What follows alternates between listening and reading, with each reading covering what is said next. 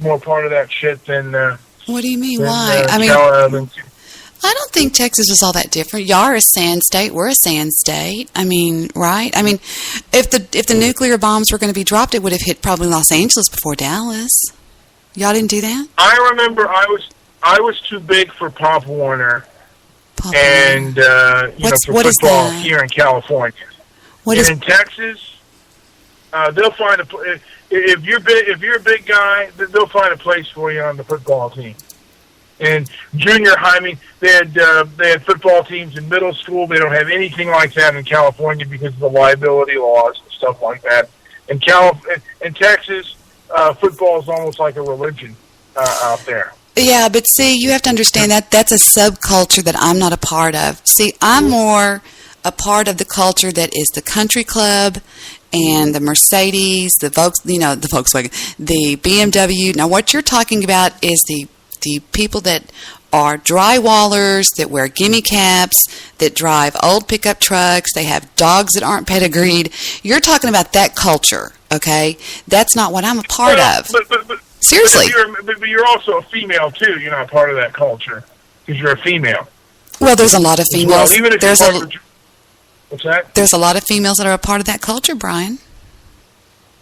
I mean, look at Bathtub Girl. Oops. I shouldn't have said that. Rewind. Oh, come on now. I'm not. I take it back. I apologize. And that wasn't fair for me to say. I'm serious, too. Right. I'm sorry. I shouldn't say that. I apologize. That was wrong. But, seriously, there's a subculture that is like that. You can drive around, like, for example, in Dallas, South Dallas is where all the blacks live. East Dallas is where all the white trailer trash lives. It's like there's Balk Springs. I can tell you all the little towns over there. They're all full of just trailer trash, and that's kind of the yeehaw, rodeo, cowboy, Friday night football, and my boy's better than your boy. They'll even have bumper stickers, Brian, that say, "My boy can kick your." Honor roll students' ass. Exactly. Yes. Yeah. So, because, I remember, I didn't go to Dallas, but I have family in Houston, and I noticed that there were more mixed neighborhoods, because I thought the South would be, completely segregated kind of shit when I went up there for the first time, but I was shocked that there were more integrated neighborhoods in Houston, which was part of the South. And my father, when he was in the military, had stories, how racist and stuff they were. And here I go into Houston, and they're far more integrated than any neighborhoods, in California or in L.A. where I was. True. Very true. I'm sure. I wanted to show you something real quick. Remember I was telling you yesterday that I found for my family reunion, my cousin found an audio tape when I was 4 years old talking to my little brother. Can I show it to you real quick? It's like 4 seconds long. Sure. Okay, it's 4 seconds. Now listen to how country I sound. I go, "Hi, JJ," because my little brother's name was Jay, okay? And then I say, "Are you going to go kiss Mama?" And you hear my little brother go, "Yeah." And I say, "Well, go kiss Mama." Okay, listen.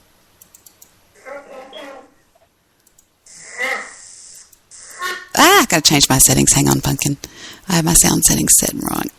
It's really cute. Don't you wish you could hear you, Anne, when you were 4 years old? Okay, here we go again. Listen. What are you doing? You got to go kiss Mama? Did you hear me? Yes, Mama. That's me when I'm... Spreaker. God, that is wild. I'm 4 years old. And then there's another one. Tape recorder. Oh, hush, you mean-ass thing. Oh, my God, I think that is so funny. I don't know why. That's weird. Yeah, Mr. Solution called in last night at the very end of the broadcast, and he was just getting out his question, and he got cut off. It was really sad. I was like, and even the guys, Jerry called in. Yeah. Did he have a question for me? Do you think he had a question for me? I don't know, but I think he was turning it to race. Let's listen to see what he said. Hang on. Let's go to it. This is FRD. Shut up. Nobody that I've ever talked to, even Here people who should know, just don't know. Okay? But my question is this, okay, is if, you can control... this is where I interrupt Jerry here. Hey, Jerry, hold that thought for me 1 second. I've got a Skype caller to pick up on the board over on Blog Talk. Skype caller, you're with us. Oh, yeah, hi.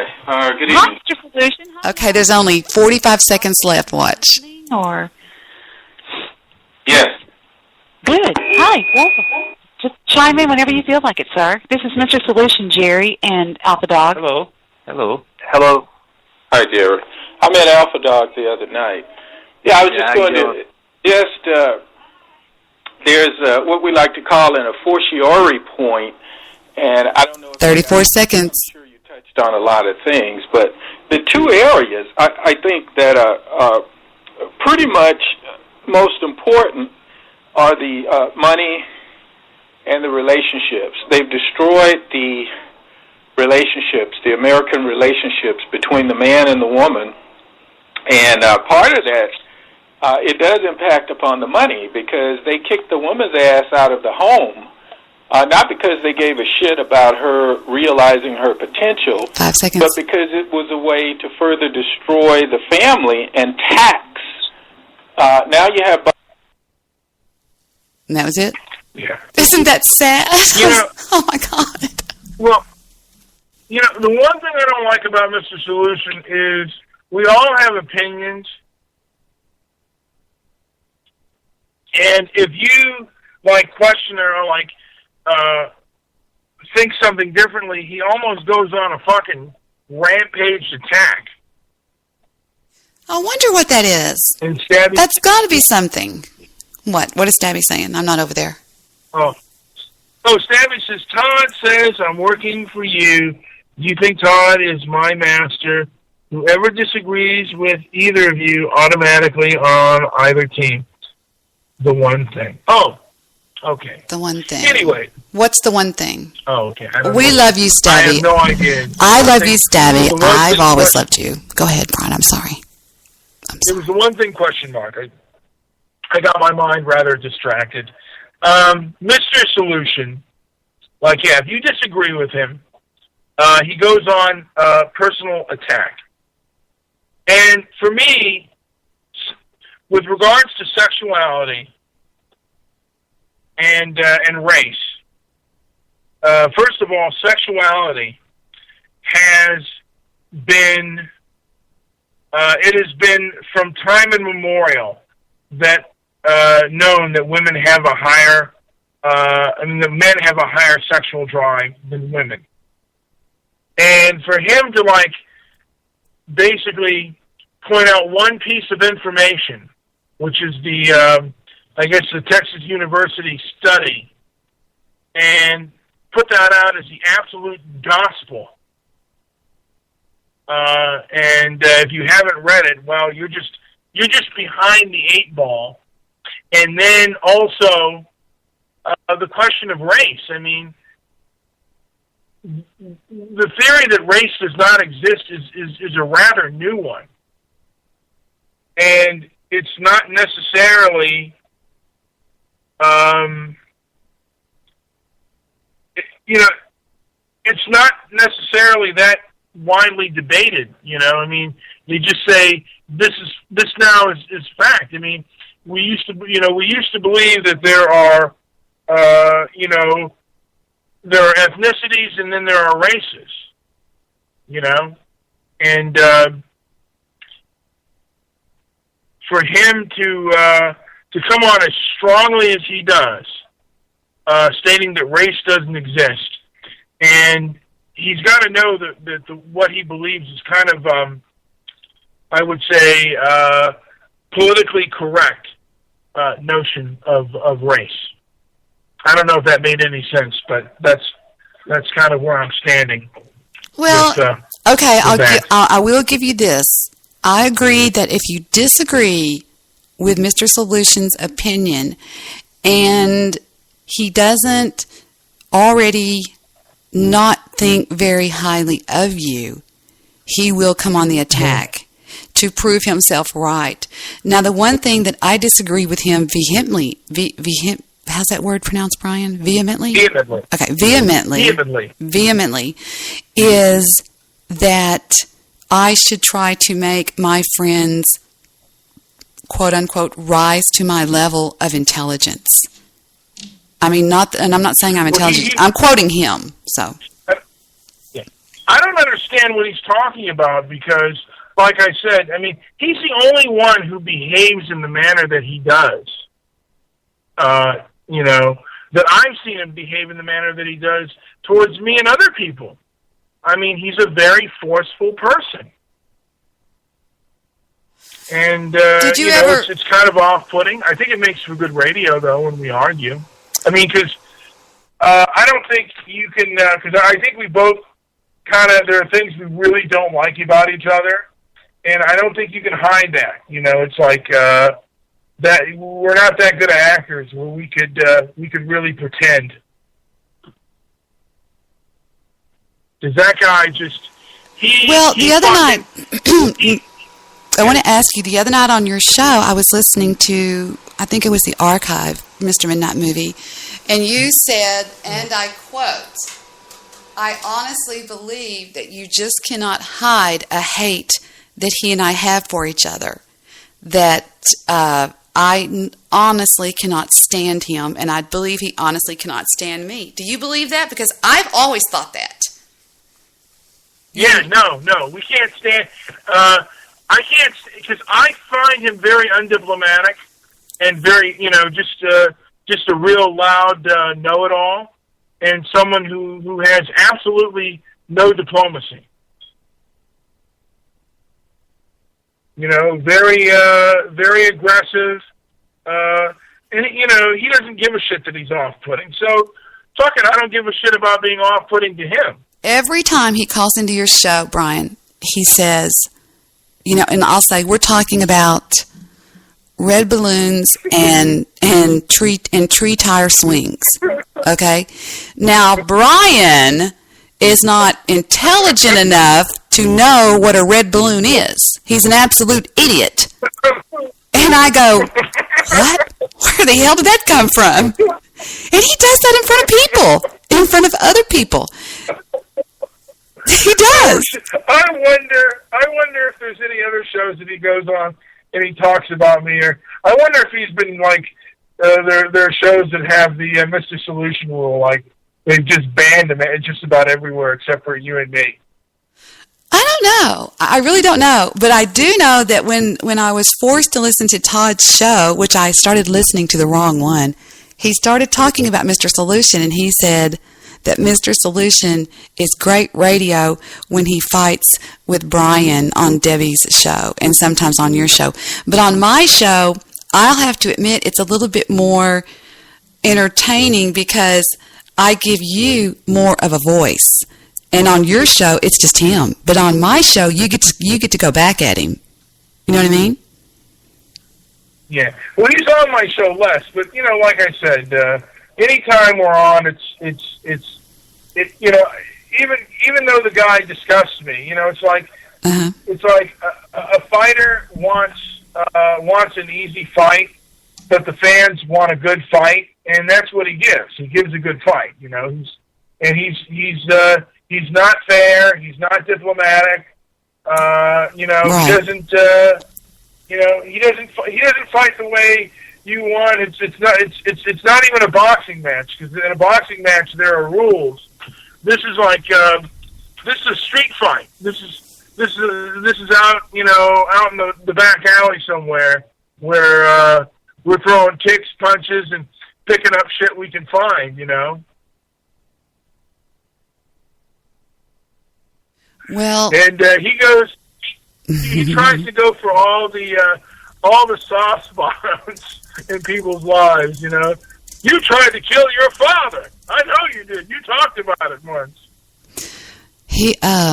Now Brian hangs around with a lot of these idiots like Larry Elder, who is he's one of his heroes, and yes. But I do agree that he does attack you a little bit more than the average bear, and it's grueling to listen to. It's hard for me to sit, because I've always been the one that goes and saves the day. You know, I guess you could say I'm almost a Captain Save-A-Ho. I always want to save the underdog that's being bullied, and I just sit there and I just have to keep myself muted before I say something. You know what I mean? Because it's brutal to listen to. It's hard. Well, for me, Debbie, I kind of, I used to take it really offense at one time, and now I'm like, I kind of get strength from it, because I must have some form of power over him for him to bring me up. I must have some kind of impact on him for him to bring me up, and we really don't know who the guy is, or what he's about, I think that we should. Kind of a mystery. Yeah, but see, here's my thing on that. Who people are in real life, that's a moot point, because what we are is what we bring to Blog Talk Radio. That's who you're dealing with here. So really, who he is in real life is really not important. Would you agree? Who you are in real life, you may be an IBM executive with 4 children and a Labrador Retriever and a wife that was an ex. Yeah. You know what I'm talking about? And yet all we deal with is who you bring to the airwaves here. So I like to think I bring a little bit of Brian and a little bit of Mr. Midnight Movie. A little bit of both. I'm not as crude as I am in real life. I know how to basically be a little bit. I know. Be a little bit more. I know how you are. And not be as vulgar, and I'm thinking you bring a little bit of Debbie and also a little bit of the Daily, and it's a combination of both, perhaps. The only difference is I am a little bit more non-vulgar in my real life. But you've got to admit, for somebody on BTR, my family walks in here every night. Victor's usually always in here with me. Heather will come in. The baby will come in. So I'm really not hiding anything over here. I pretty much am what I say I am. Right? You've got to give me that. Right? Heather will come in. The baby will come in. It's not like I'm trying to make out that I'm doing something that I'm not. Yes. We have a Skype caller. Skype caller, you're on. What the hell is going on here, people? Well, old man. What, are you guys teaming up on me or what? No, I'm just teasing. I don't care. No. I'm defending you. Shut up. I'm defending Debbie, you. Did you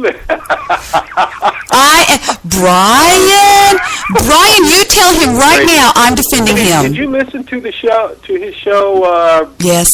When they attacked the lady from the Netherlands, they just attacked her mercilessly, viciously.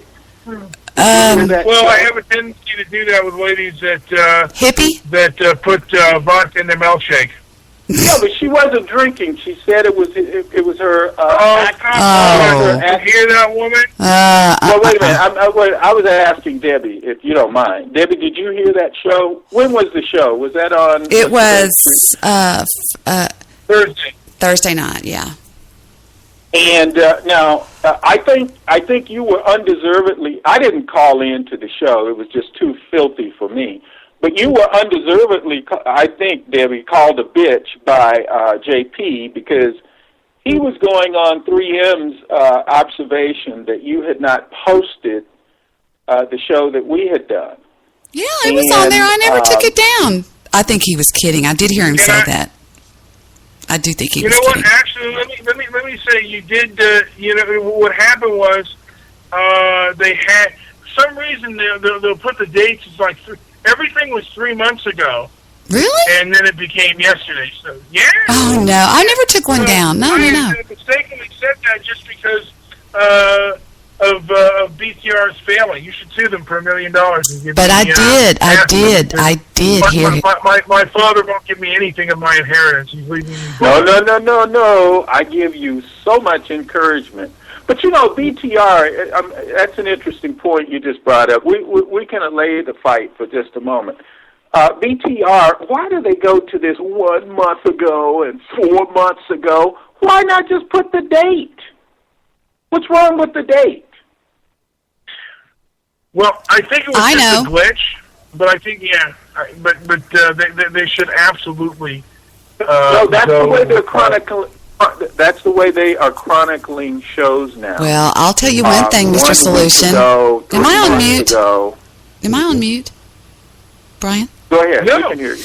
I'll tell you one thing that I was told by somebody on the inside, and I swore that I would never tell who told me, and that was they do not give us accurate reportings on our listeners because we would demand more of the AdSense share. Did that make sense? Wait a minute. Say that again. I know it's not the... Okay. So they don't tell us how many listeners... You demand more of the ad share? You have the option of signing up to be an ad, what's called ad share, which everybody that advertises on your show, you get a piece of the pie. Oh. Yeah, there you go. Yeah. I like what Stabby is saying now. He's on the road now. He's making good sense. He said, let me see, I've got to read it. He says, oh, shucks. Where is yes. You can't back up what... I like French conservative. Wait a minute. I'm trying to read. He says, you can't back up what you say at 3M. And then Debbie steps in like she's just your ultimate defender. I guess we'll have to go with that. And she says, he really can. He just gets confused and rushed. Well, Debbie, which is it? You said that he doesn't know his material and that he should do more work if he's going to deal with a volatile topic, whatever it is. And then just Brian, shut up. Brian, shut up. Go ahead. Okay, Brian, hush.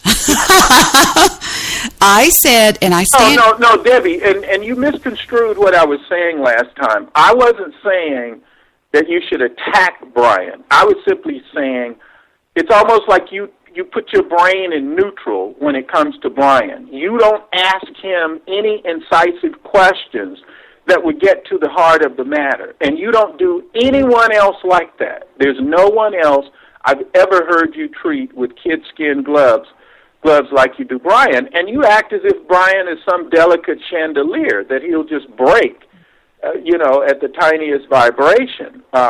He's a rough old bird. I didn't say turd. I don't. I didn't say turd. I said bird. Bird. I had my teeth knocked out in the fight once. Kept fighting. Brian, can I ask you a question? Probably shouldn't have been fighting. Brian, can I ask you a question, Brian? Don't you think that Debbie deals with you too lightly? She doesn't challenge you to make you better? She's just not aggressive. We disagree. She's just not aggressive like you are. And I think as a person as intelligent as you are, or who claims to be as intelligent as you are, you turn off your intellectual button when it comes to the issue of media bias. You're like a Houdini. You disappear. You do your little Houdini act. Okay, let me ask you a question about media bias, okay?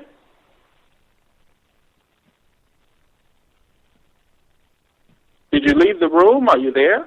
No. I'm listening. I'm just bringing. Okay, brace yourself now. All right, brace yourself. I'm giving you a fair warning. All right, let's talk about the three or four. There are more than 3 or 4 ethnicities in America, but let's say white, black, Asian, Hispanic. We deal with Middle Eastern.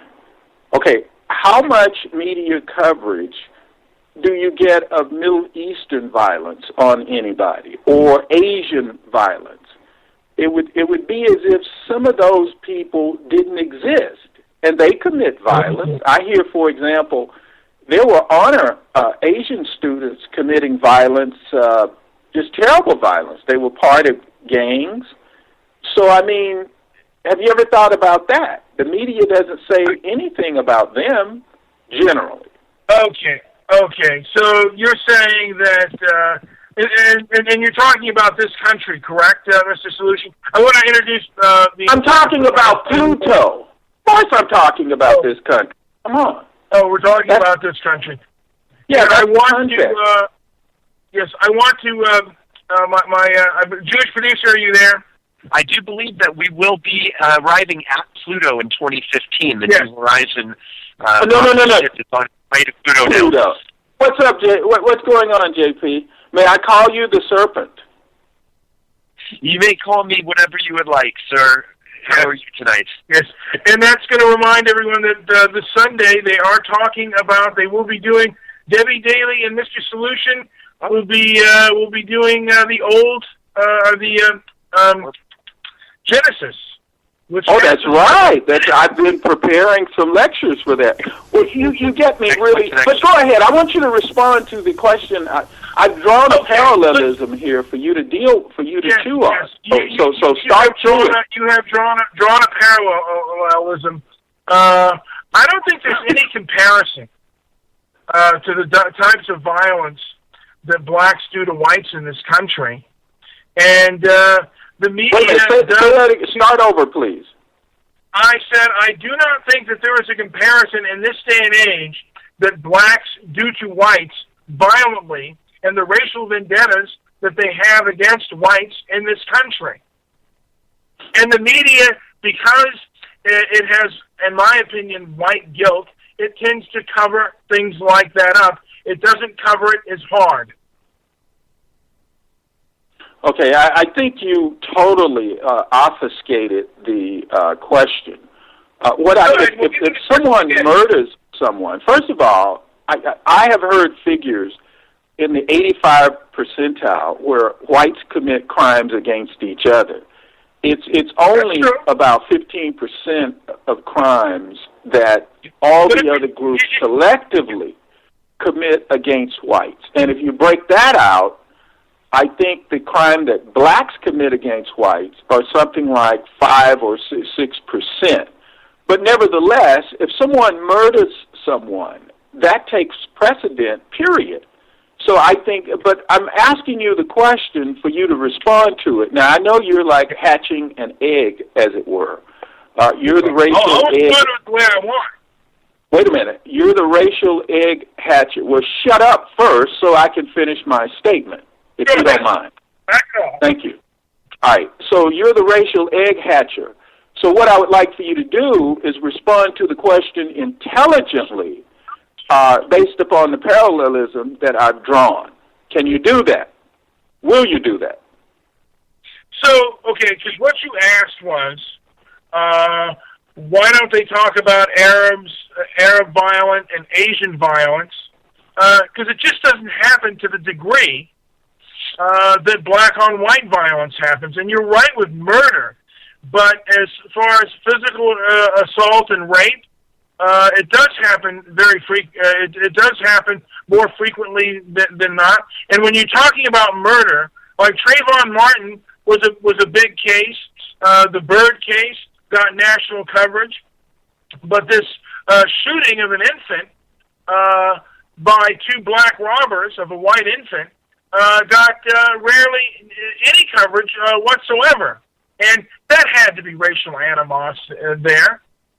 For someone to do that. That had to be, in my opinion, an example of racial vendetta, that those blacks pointed a firearm at an infant's head, and when the mother didn't come up with the money, they shot the baby.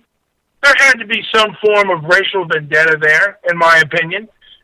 And if it had happened in reverse, you know that there would have been an outcry. And if you're saying that wouldn't have happened, you're sorely mistaken. And there should be an outcry for whites when blacks abuse whites, just as there's an outcry when whites abuse blacks. Well, you still haven't answered the question. Now, do you want to answer? Are you going to answer the question? if murder is committed, now you did just point that out, but you didn't stop to focus on it because it doesn't bode well for your stupid point. But what I'm asking you is, when there's murder of any group against whites or whites against them, but particularly let's deal with Asians and Middle Easterners, and we're just talking about media coverage now.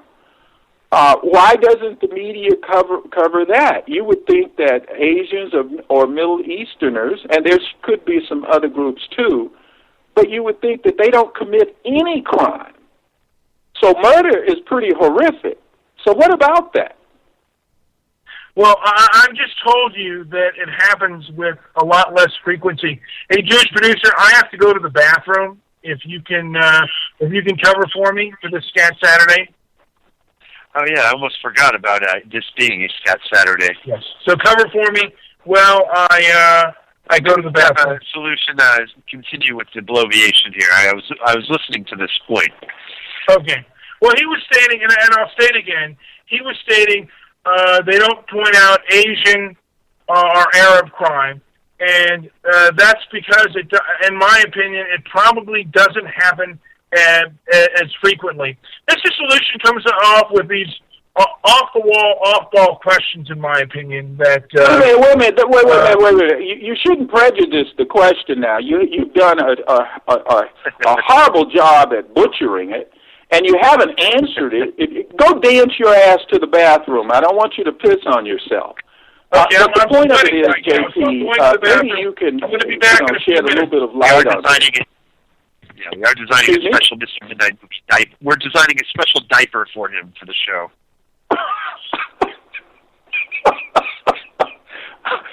I could have done without that pictorial, but nevertheless, look, and I'm sure you okay. Yeah, he was talking about media bias.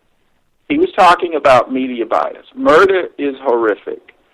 What about the crimes? I mentioned the Arabs or Asians or even Indians, that is, from India, or American Indians that kill whites or murder whites or murder anybody. Why isn't that recognized and pointed out in the media? And why doesn't the Supreme Bloviator care? Yeah. That's a good point. The media likes it's black and white. Yeah, and you know what? That's a good point. Now, you want to expand upon that, and then, that appeals to the mindless. The Tyrannosaurus Rex, all brawn and no brain, that's the type of mentality that but go ahead, please. No, you're going fine with that. I was you're speaking my thoughts there for a second. Have you ever seen a movie called They Live? No. It's a John Carpenter movie from the late 80s.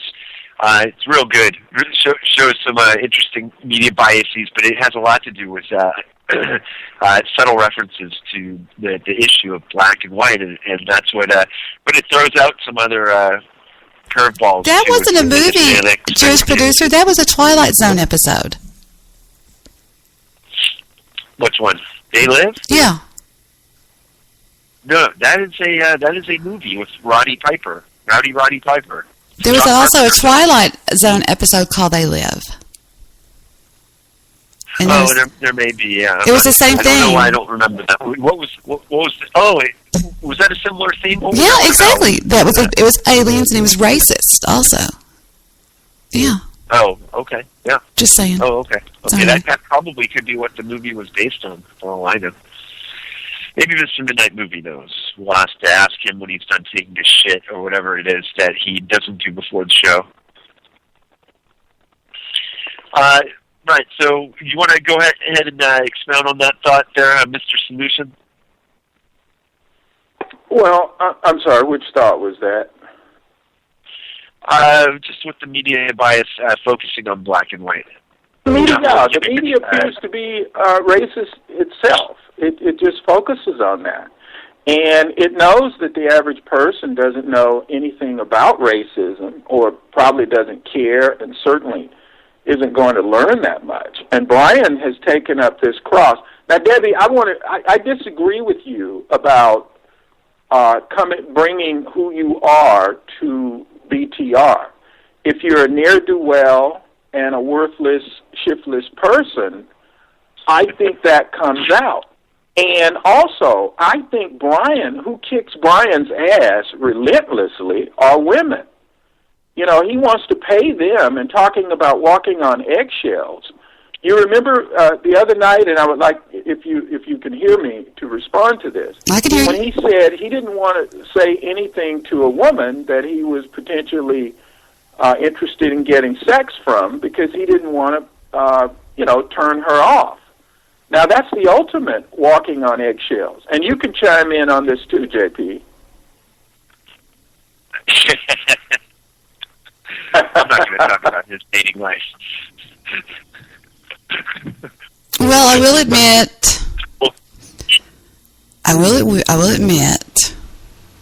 that he took an absolute brutal tongue lashing from that woman the other night that I thought was brutal. I've never heard a woman speak to a man like that in my life. I would get backhanded if I ever did that. That's horrible. Mr. Solutions, are you starting to turn on me? Monkey Shoe says Mr. Solutions is turning on Debbie. No, he's not. That is a program with the diarrhea. Look, we can talk about issues as adults, which we should do, and a computer program would never know anything about that. So I guess as far as I'm concerned, I'm not going to repeat anything the computer program with diarrhea. I badmouth Mr. Solution. Oh, back it up, Monkey Shoes. Back it the fuck up, okay? Just shut him up in the chat room. Debbie badmouths Mr. Solutions when he's not on the line. Since I was gone. Yeah, I would rather focus on what Stabby is saying, because the computer program, Monkey Shoes, is brain dead. Yeah, really, he doesn't mean anything. You just can't respond to that. You notice there's an awareness and a self-awareness. This doesn't come through as human. This comes through as maybe drug, brain burned out. I don't know the exact drug terminology, but it sounds like Monkey Shoes' brain may be burned out. Does anyone else concur with that? I don't know whether he is or he isn't. I just wanted to say that Larry Elder is my hero. Thomas Sowell is also my hero. Thank you. You call Monkey Shoes a bastard and demanded that he call in, and of course he didn't call in. So are you forgetting that so soon? What, that Monkey? I never called Monkey Shoes my hero. I said Larry Elder is my hero. And no, I'm saying you call Monkey Shoes a bastard, and you adjured him, or you commanded that he call in, of course, which he didn't. Yeah, and so I just wanted to remind you of that. You do recall having done that so recently ago, correct? Yeah, he's, you know what I mean? It's a free country. He's free to do what he wants, and we allow free speech on our show, Jewish Producer and I, so he can blow the intro. We know that already. I'm just talking about what transpired. We know it's a free country. We know all of that. We're not debating that. Okay. Yeah, we know that. Okay. That's superfluous for you to even mention it. Okay. Think globally, act locally. Well, think globally, act globally. So, yes. And I don't know what about the answer to the question that Asians and Arabs don't, in this country, don't commit the same amount of crime as blacks, and they certainly don't have the racial vendettas, it seems, that America tends to cover up. And for you not to believe that there is, like I said, for you not to believe that there is media bias, particularly with these flash mobs, that, every one of the violent flash mobs are blacks and it's blacks always attacking whites. It's never the other way around. And for you not to even acknowledge that is really kind of narrow-minded on your part, Mr. Solution. Well, wait a minute. First of all, I think that's stupid and a lie for you to say that. I acknowledge I acknowledge any fact, but I would like to say this to you, and then I'm done with this subject because I'm not stupid. I didn't finish. I haven't what I'm trying to say. Okay. Okay. Now, I'm not bullying you, but I am, and that's the wrong terminology. You are the bully because it is you that are bringing up subjects that you're ill-equipped to deal with. Now, I think there's a perfect companionship and relationship between you and the media, and I think we have just ferreted that out. They appeal to small minds such as yours. They appeal to volatile minds such as yours. So it seems like peanut butter and chocolate, as far as, persons such as yourself who would rather focus on this thing. And also what I never hear from you is any solution. I just hear a bunch of bloviation, and you're just whipping yourself into a frothy frenzy. What do you think about that? I just want to put... I disagree. I think that when you put things on blast and kind of humiliate people with their actions, it may lessen it. I mean, that's what they did. That's what blacks did with the original civil rights movement. They basically put white racists on blast and their behavior on blast. Why can't whites do the same when they do it to them? Well, actually, you're wrong about what you just said. The one that should have been put on the one. Okay, I'm going to tell you. It's easy to tell you. The one that should have been put on blast was not the idiot whites that were being abusive, but the governmental system that was supporting the abuse, the governmental system that was promoting the abuse. Because it is the government's responsibility to protect citizens' rights. And so that's where the problem lies. And a lot of people, are not cognizant of that. Because that's a higher level or a higher order reality than most people are capable of grasping. Are you aware of that now that I've pointed it out? I am absolutely aware of that, Mr. Solution. But the other part was changing hearts and minds of people, and whites have seem to have collectively changed their heart and mind to a more accepting way and a more integration way. And blacks have collectively, many of them have not, and they've become even more racist, and they have not put down their sword of racial vendetta. Well, I think that's an idiotic statement to make. I think that is on blast. I think that is tremendously stupid, but coming from you, I accept it. The thing of it is, how many people who identify themselves as black do you have conversation? A few, and a lot, and there are those that get totally emotional, that can't handle the truth. The kind of blacks who yell and scream at Larry Elder, who can't handle Larry Elder because he tells them... Well, hold on, because I want to get to a fact here. You just said you talk to a few, but you talk as if either all or most fit into the narrow-minded category that you are expressing. So look here, I'm done with this subject. Now, you can keep on bloviating about it or go to the bathroom and bloviate between bathroom treatments. And maybe you need that diaper. I understand they're working on a diaper for you so that you can operate through the... A Mr. Midnight Movie diaper, and they will be made some in your 400-pound son. Now, folks, we got about 90 seconds left. Extra absorbent. Well, actually, I'm simulcasting on Spreaker. So anyway, I'll still be going on Spreaker. Yeah. Everyone follow Hey, Debbie. Do you have that in your chat room? No, but I'm going to give you my phone number, okay? Now, Brian, would you give my phone number? It's 214, what is it, 444? 445488. 5488. It's 214-44. Okay. Wait a minute. Debbie, are you doing the show tomorrow on Blog Talk? I know you say that the sound quality is better on the other. Yeah, and I was going to give you my number on Spreaker. It's 214-44. Let me. Go ahead. 214-444-5488. So 444-5488. You can stop saying it. You can stop saying it. I put it in the chat board. Okay. All right. That's when I'm on Spreaker. So, but I'll be simul. Yeah. Mr. Salouche, I never get to talk to you. Are we doing just Sunday, sir, or Sunday and Wednesday?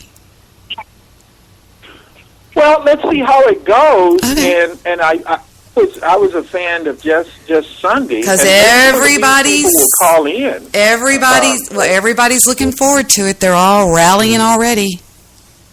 Yeah, the atheists and the agnostics. Now, are you guys going to call in, you super bloviators?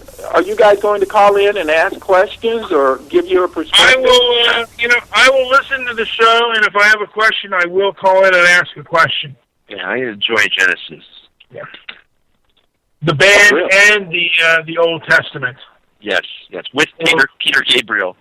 Yes. Yeah. Jewish producer and I are working on something on this white guilt subject, which I have exhausted Mr. Solution. I have beat him against the ropes again. You easily do that to me because this is a nonsense, complete. I hear what you're saying. You think that I guess the small audience or small incidences of what you're talking about expanded will possibly change things. So, okay, I'm okay with that. Well, you don't make change by not challenging the wrong. I mean, you don't change wrong by sitting back and doing nothing. And the truth is, you got to do something. In my opinion, right now it's basically it's unacceptable the way it is. I think it's ridiculous. But, JP, why did you never write the letter to the major news organizations asking them about their... We did. I've pushed this a little bit, actually, recently to try to get us to send it out because it's sitting there. It's ready to go. Okay, so what's the holdup? Why haven't you sent it? I'm not sure the outlets where we want to send it, so I want to go over that with Mr. Midnight. Please, I don't think he's going to move. I would say send it to CNN, send it to Fox, send it to how many news outlets are there? I mean, you could certainly search them out in a search engine. But Fox and Fox and CNN are two major ones, and just send it to them. I mean, you don't need his approval because he's never going to give it to you. He's a chronic procrastinator. I don't need his approval. We've got it written out though. We'll send it out for you. We'll figure this out. We didn't do a little absolutely on it. Now, guys, I'm going to end you with what I believe is out there. And like I said, our film that we're trying to get done is basically will cover all issues. This is just a little speech that Jewish producer and I saw, and we'll get some of your take on this perhaps on Monday, our No White Guilt show. This is white people privilege. We're ending on this. I want to say something to you, white people. It is not enough to feel bad. It is not enough to not be a bigot. Because if you are not actively dismantling white supremacy and checking your privilege every single day, and thinking about racism the way that I just let our community have to think about it, you're not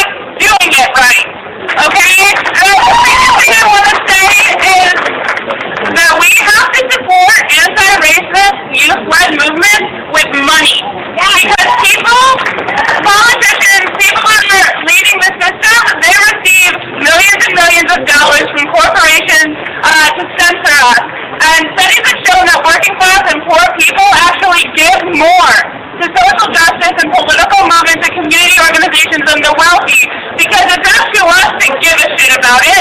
So I want you to go home, and I want you to give money to the Dream Defenders, to the Urban League, to the Southern Poverty Law Center, and to all of the youth and pro-led organizations in our community, because it's up to us, because racism is a national disaster, just like hurricanes and bombings and shootings are.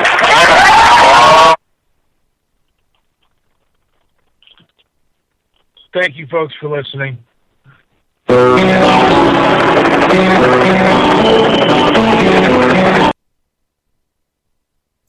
Well, I disconnected from that show because I thought they uploaded their things just a little bit too loud.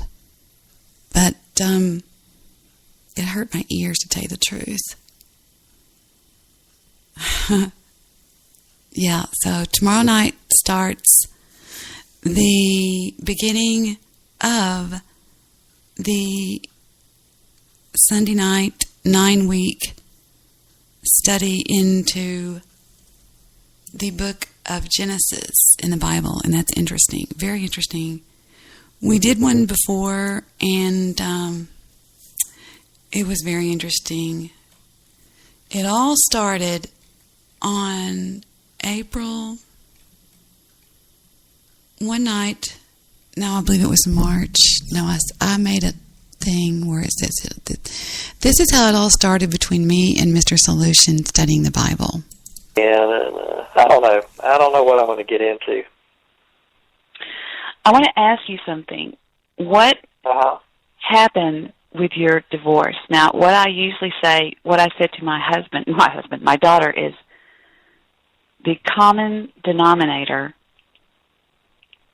in all of these, is it you? What's going on? Because you always seem to me to be a pretty, easygoing guy.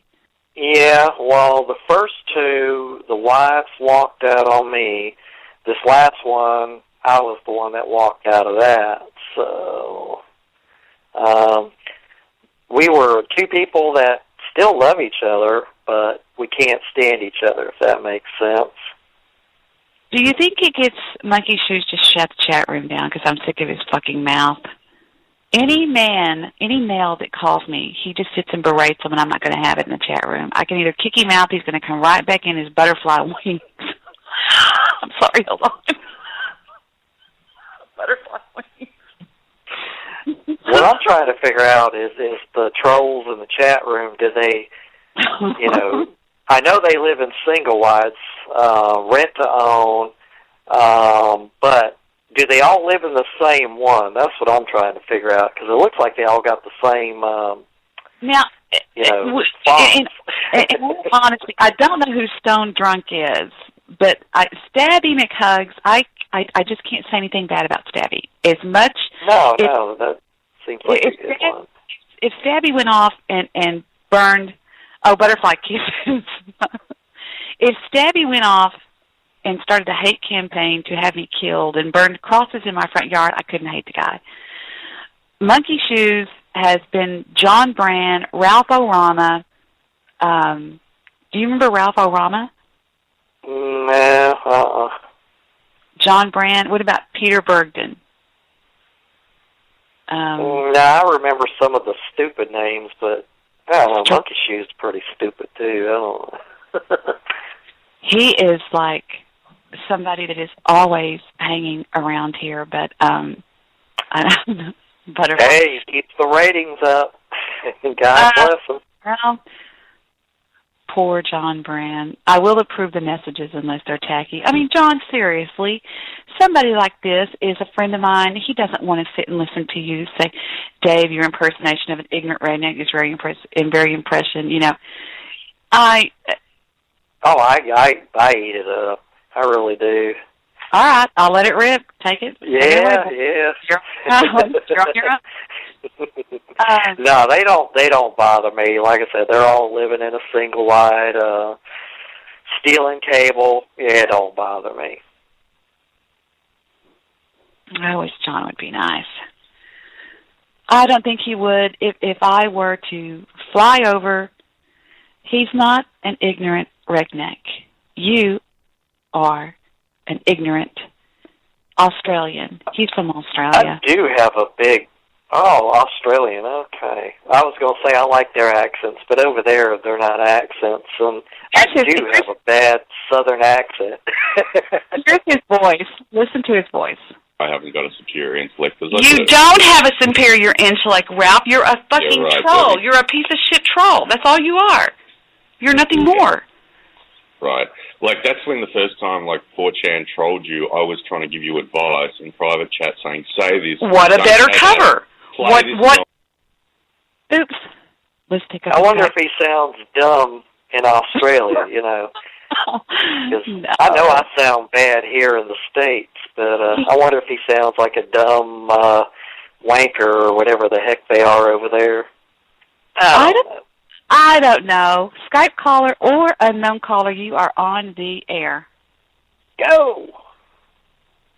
Yes, hi, Debbie. Mr. Solution, how are you? Welcome, Mr. Solution. How nice to hear from you. And say hi to my friend. His name is Dark Owl Dave. He's from a long time ago. Say hi to Mr. Solution. Hey, Mr. Solution. Yes, hi. Is it Dark Owl Dave? Well, yeah, I might say that name. I don't know. Imagine an owl who goes, hoo, hoo. D-O-D. Good evening. Yes, good evening to you.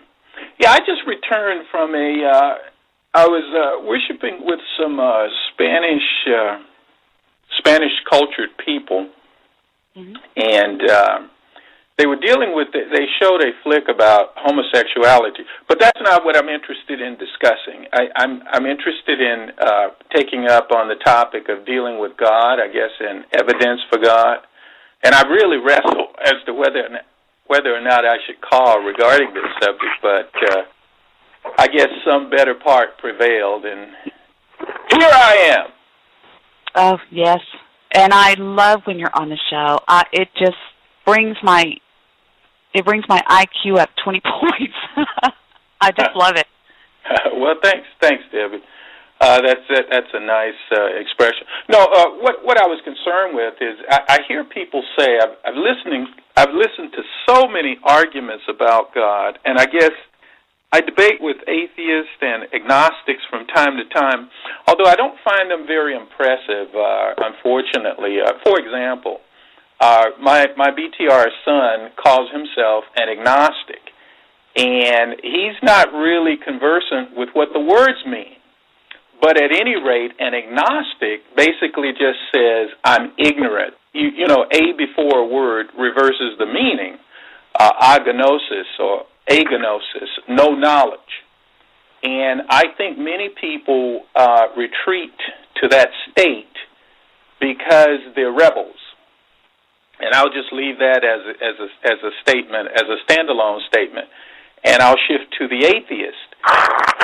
The atheist is, and I don't want to insult an atheist, but an atheist is a type of fool because they're making a heaping statement of which they just have absolutely, an infinitesimally small amount of information.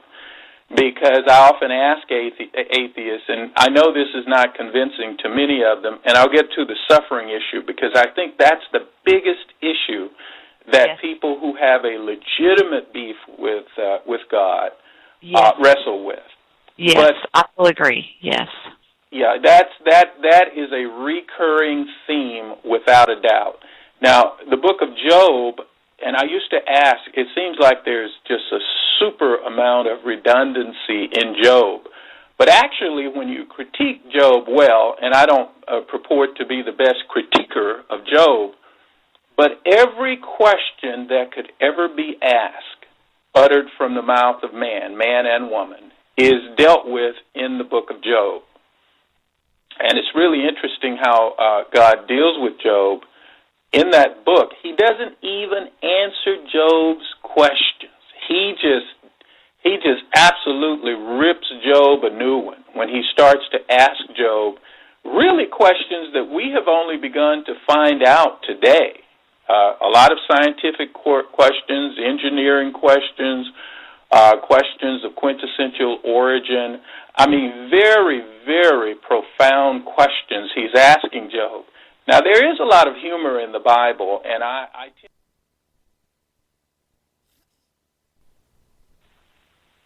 Hello? Oh, my God. I just wanted to see if this thing worked. Hi, you're on the show with me. What's up, Buttercup? Not much. I got to get to bed, but I just wanted to know. Yeah, I just wanted to see if this puppy works. So, yeah. Stabby's in my room. Stabby's in my room on Spreaker. He's listening. Yeah. It's amazing, the sound quality. Has Mr. Solution called in yet? I thought this was him. I don't know if he will because I'll probably see his phone number, but he might. I don't know. He might. I don't know. I was playing the first time that me and Solution decided to do Bible study on the show. Whenever you called in, I was letting that roll, and I was working on my. Are you going to be playing my intro? I damn sure am. I already have it uploaded. Yeah. I think me and Jewish producer are not going to probably, except for maybe a stoicism show now and then. Probably not going to be doing stuff on Blog Talk until we finish our promo. What do you mean your promo? Your new promo? Your intro? For White Guilt. Oh, your documentary. Yeah. Wow. I really would love to see that take off. Really would love to see that take off big. That would be... nobody's ever done that. You're right. Did you do what I told you to do? Well, I'll tell you about it another time. On that website, it's called fundme.com. Okay. It's amazing, Brian. I went there to actually donate to something that Anonymous was doing. Joe Pritch told me about a project anyway, but I donated $25 to. But if you go to fundme.com, and it's totally free from what it looks like. You just fill out what you're trying to do, and people donate money to your cause. Okay. Yeah. Sounds like a plan. Anyway, I am going to bed because I got to get up early in the morning. I just wanted to see if this Spreaker thing works. Yeah, it works. Thanks for calling. Well, thank you for having me, and thank you for being a guest on my show. And it was pretty enjoyable with Mr. Solution. I think the time we had before was better, but it's always kind of good to have him on. He's a good sparring partner. He's good radio. He's good radio. All right, anyway, we go get some rest, talk okay? To you later, babe. All right, bye. To see humor, because he's asking Job, who was a wise man. Job was wiser than all of his friends. And I believe those three guys were his friends, because who sits in... You can call me at area code 214-444-5488.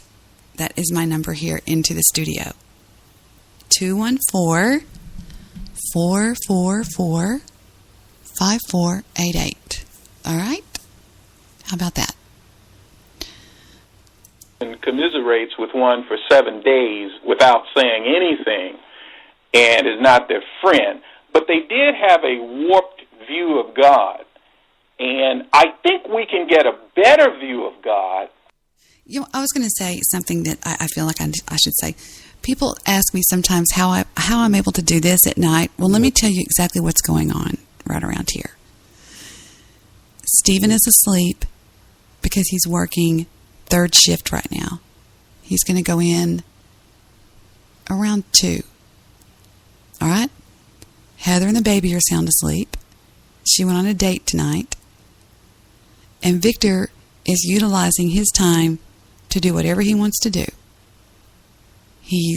Tonight I think he's in there on his computer playing games or something like that. And that's what we're doing. And I'm in here on the show.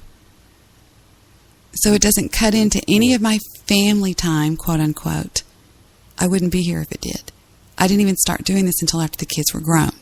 So, there you go. Although never an exhaustible view of God. God is just, being who God is supernatural, whereas man is natural. But the atheist, having just a scintilla of information, makes, as the American natives would say, a great heaping statement. And they can't make that statement because in the vast amount of information that they have, that they're ignorant of, certainly God could exist there. And I believe the universe screams, you can't have a creation without a creator, and you can't have design without a designer. And this system, I love metaphysics, ontology, epistemology, and cosmology. And ontology deals with, that's the word unto, being, O-N-T-O, being. And being is the biggest word in the English language because without that, without the knowledge of being, nothing follows. So being is everything. And one argument can be made, and, since I deal with that, but, God could be easily, I would say, logically deduced because if anything exists, there has to be something with the power of being. And I would certainly say, as a result of the intelligent design of the universe itself, the universe, there's a principle, and I tasked Brian to look this up, although he never did. It's easy to look up. Look up the anthropic principle, and that's a mathematical equation that basically says the Earth and the universe are extremely finely tuned. In fact, Professor Brian Greene points out that the strength of gravity is something like point, and get this now, point with 120.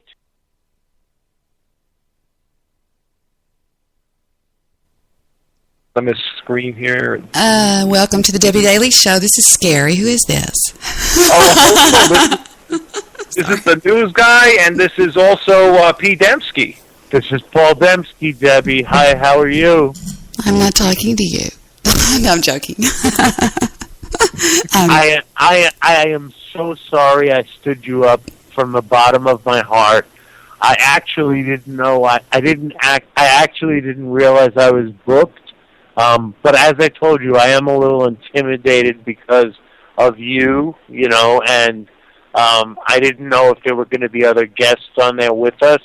But I sincerely apologize for missing the show that you advertised me coming on. So I hope you accept my apology.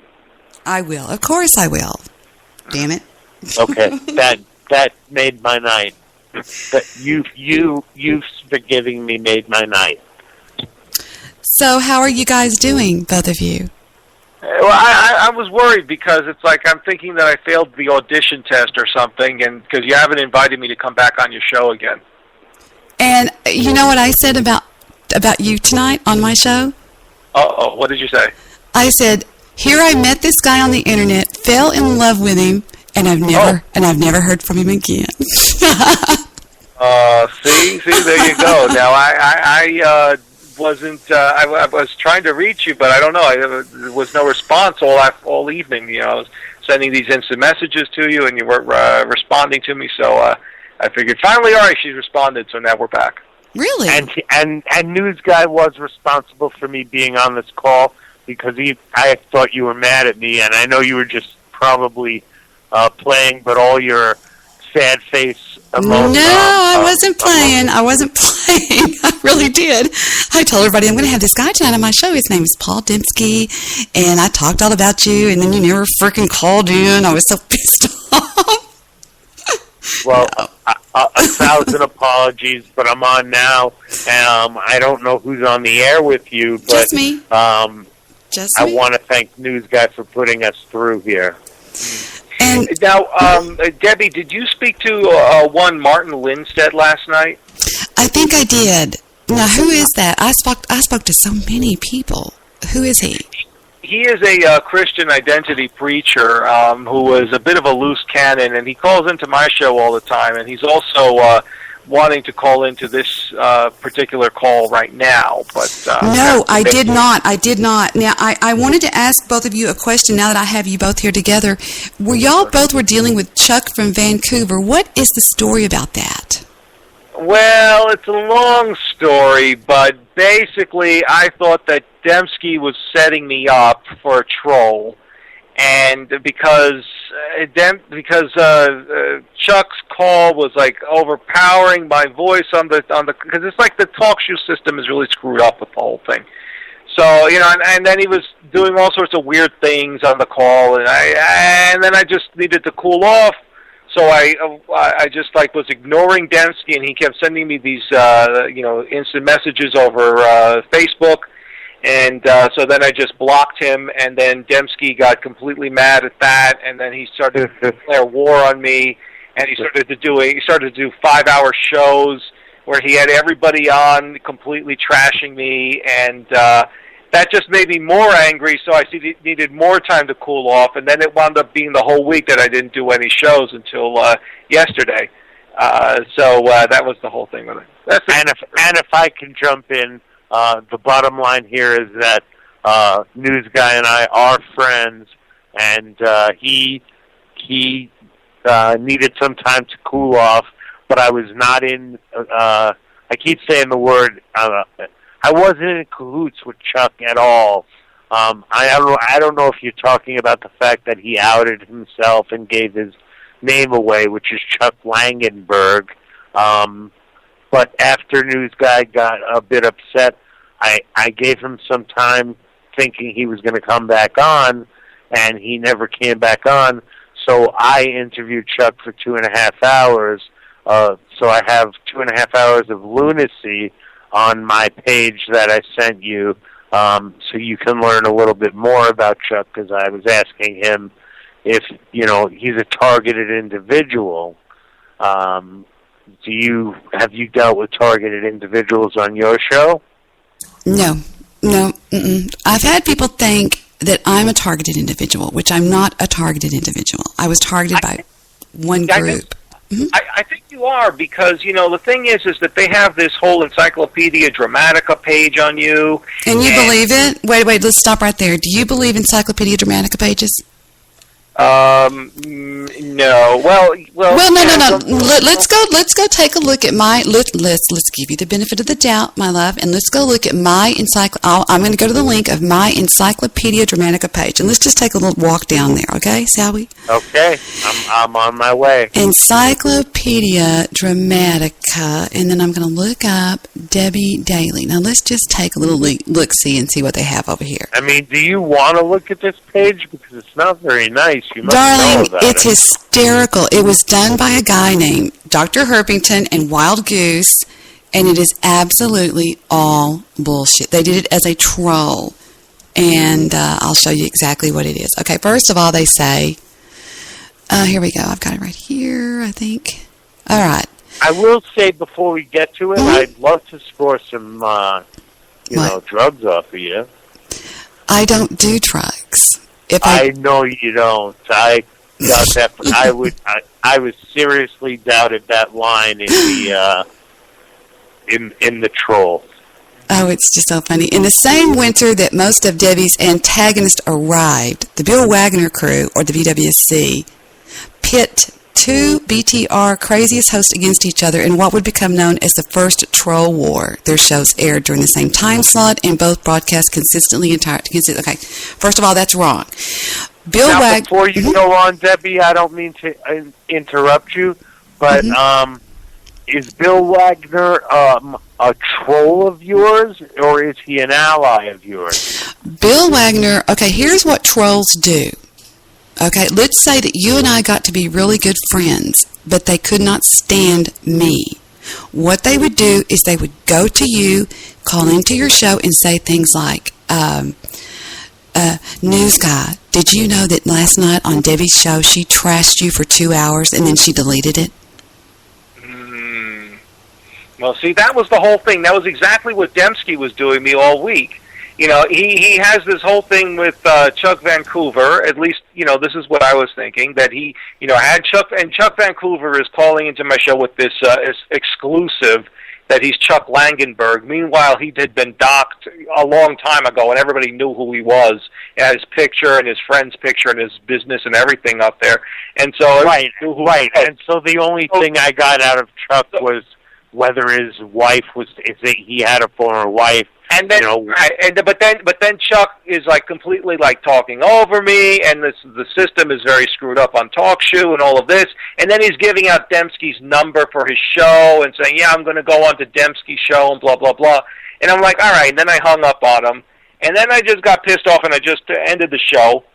Then all of a sudden, Dembski does the whole show with Chuck of Vancouver for 2 hours, and then he's on Nimbusters crowing about it, like, "Oh, I did a 2-hour show with Chuck of Vancouver, and I'm a much better interviewer than you," and all this kind of stuff. Really, I don't know if you were really doing that, Dembski. Yes, you were. And then all of a sudden, he's doing shows, 5-hour shows with all of these people calling in, trashing me, saying all these horrible things about me. And then he's writing more things on Nimbusters about me and about the people who are regulars on my show and all of this. Don't forget crashing the Tom Metzger interview. Crashing the Tom Metzger. That was the other thing. Chad 80 had an exclusive interview with the one and only terrible Tommy Metzger the other day. And I was in there listening to it. I was thinking of calling in and asking Tom Metzger some questions. All of a sudden, Dempsey comes in and starts trolling the show and has to, be blocked, But then I used about 4 other sock puppets to get back in. Yeah, you used all these sock puppets, yes. But we're friends.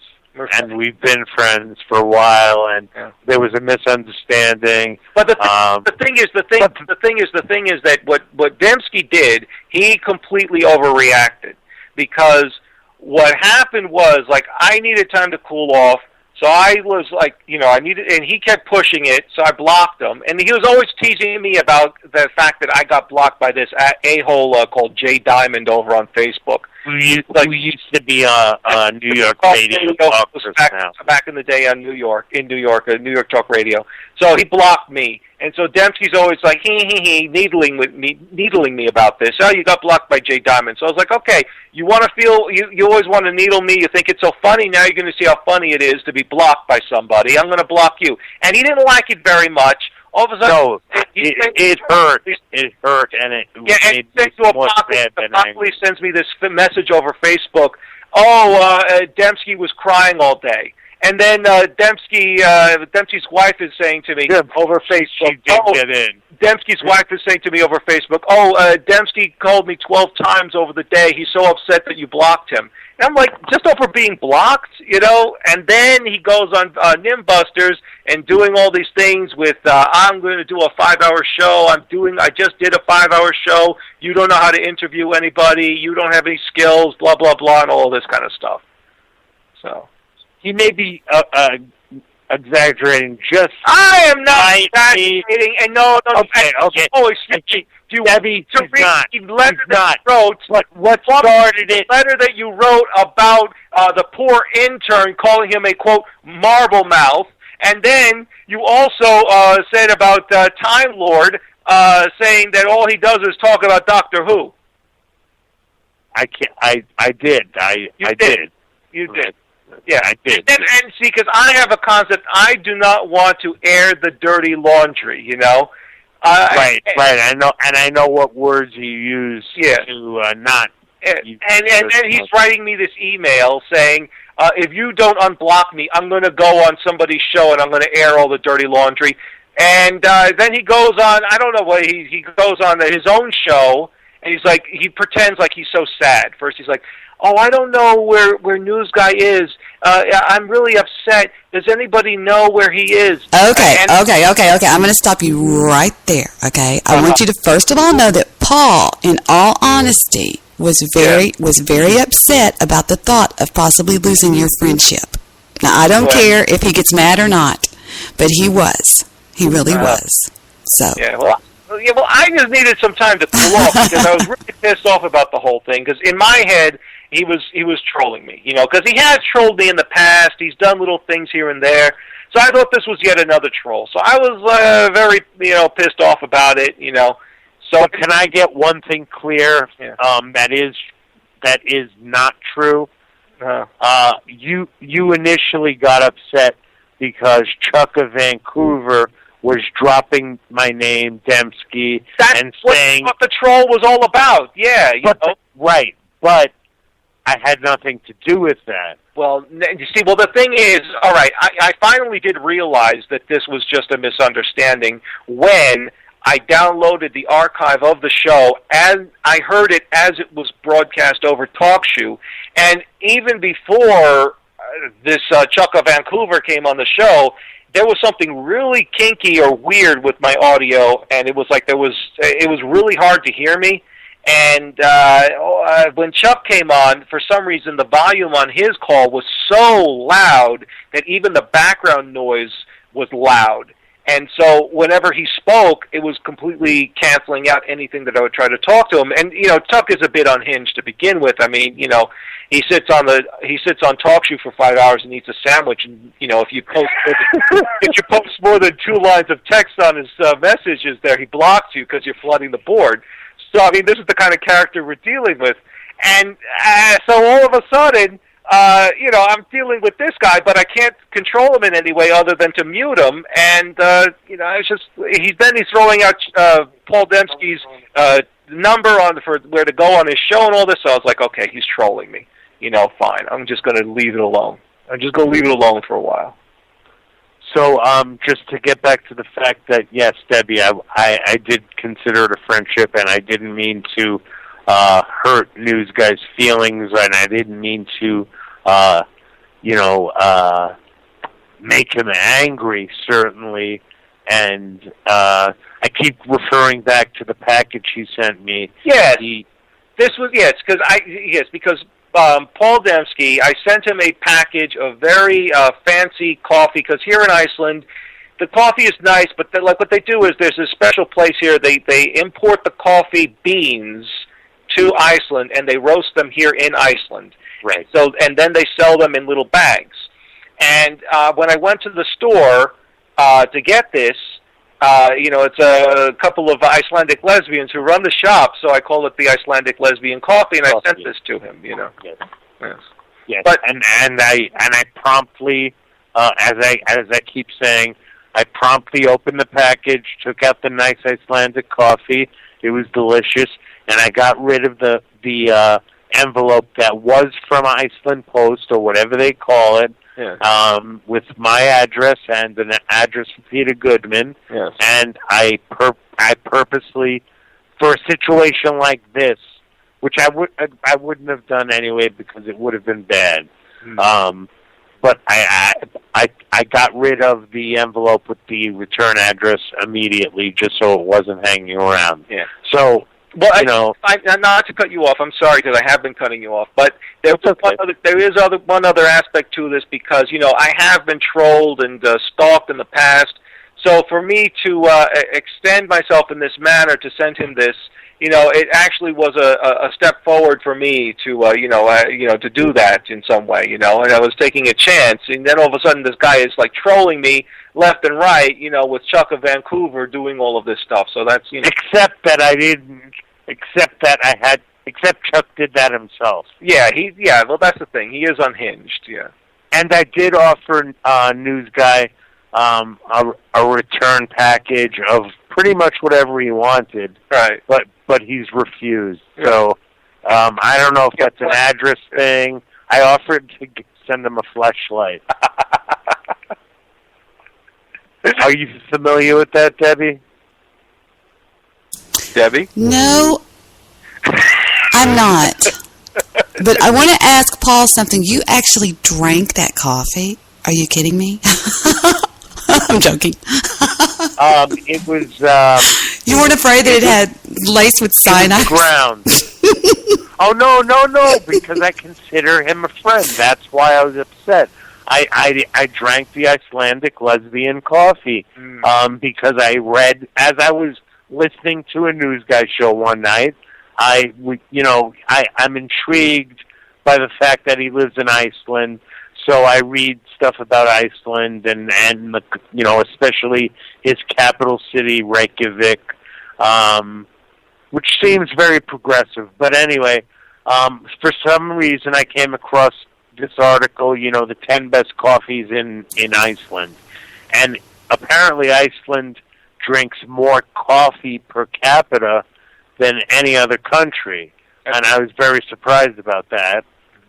And News Guy wanted to say something.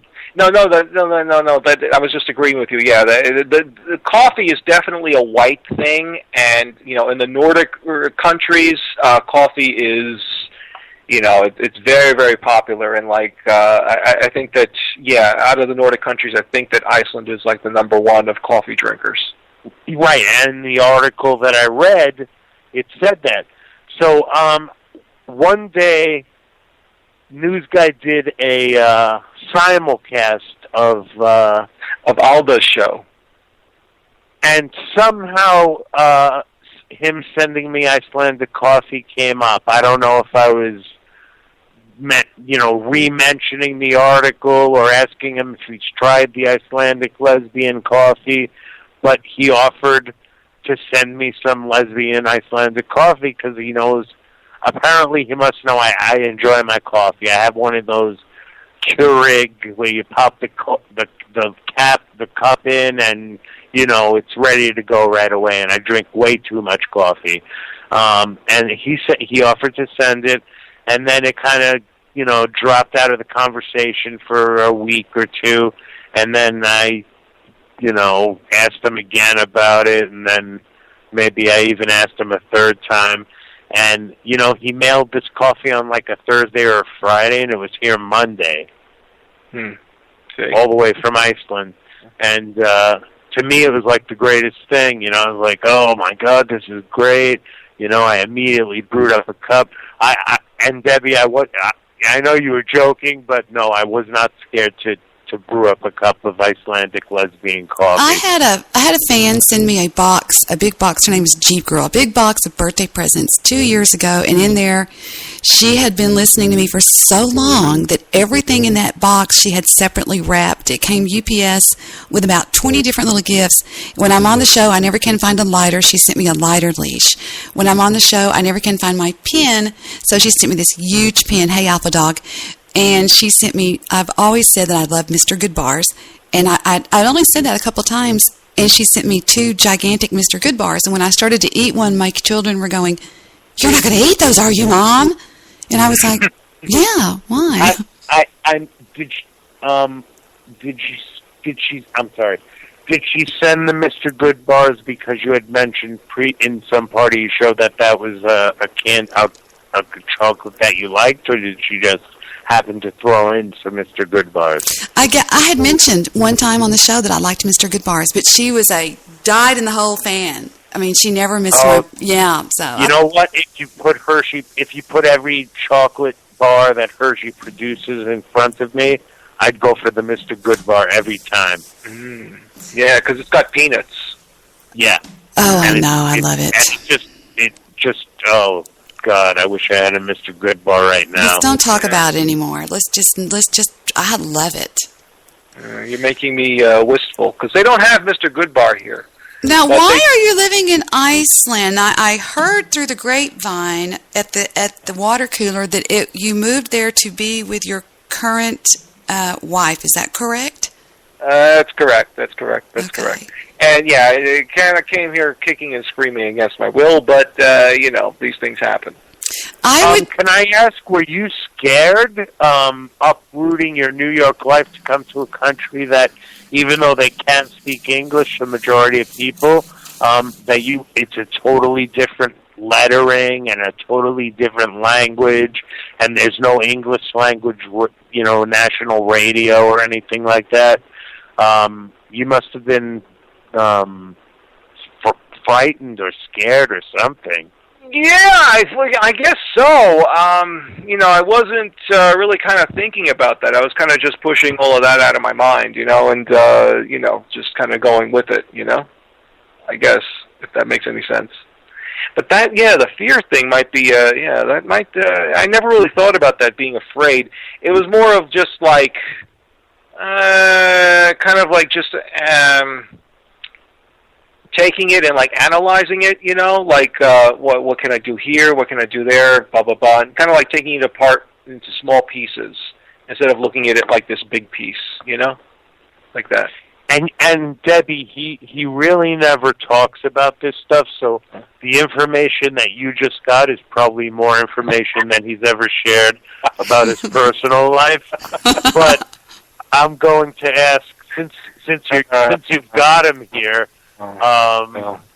did you go because you have some type of skill that would guarantee you a job in Iceland? I'm not talking about any of that stuff. Sorry. Okay. Oh, come on. Not any of that stuff. I'm not talking about any of that stuff. But Chad is Debbie, why don't you ask him, because you're soothing voice. He was in love. He was in love. Chad what? Yeah. Chad just sent me an instant message. He says he's still doing the show. Oh, okay. Ooh, he's going to get mad. He tries to call me in there, and I never answer for some reason, but I love Chad. Don't you just love the crap out of Chad? Yeah, you know what? The only thing I don't like, and I guess he's listening right now, Chad, listen, you go on to Stormfront, you don't tell anybody you're a black guy, you get to become friends with them, and all of a sudden you get them onto Skype, and you're there in this, with the Skype camera, taking pictures of them, taking their photos of them. This is not cool. You just got to let them know you're a black guy. I'm pretty sure that they would say, okay, you're a black guy, and then they deal with you accordingly. But, there'd be still people who would talk to you and stuff like that, I mean, look, you had Tom Metzger on your show the other day. That's classic.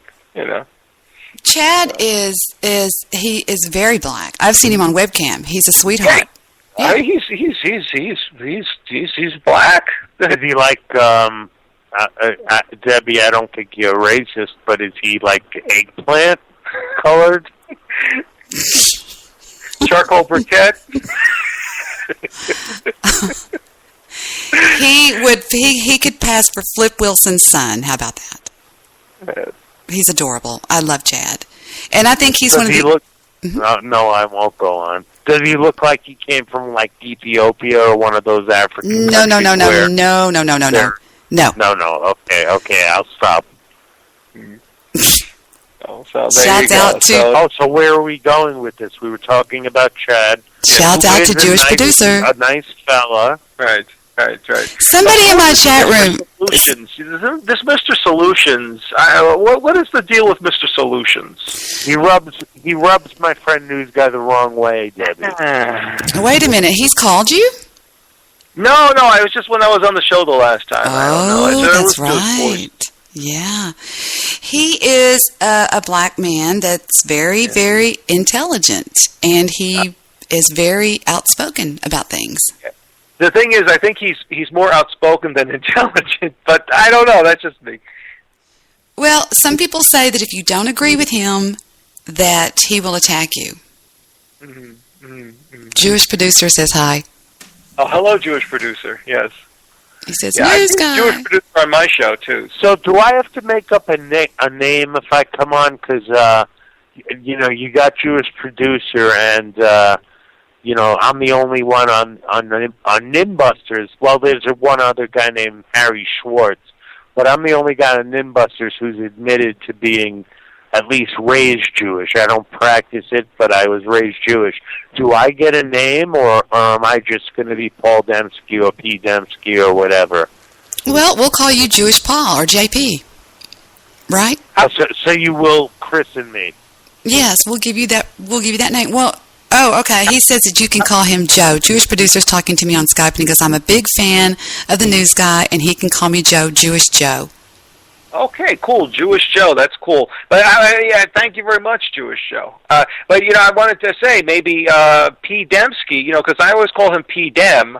Maybe you want to use that. I don't know. It's just a suggestion if you want to call him P. Dem.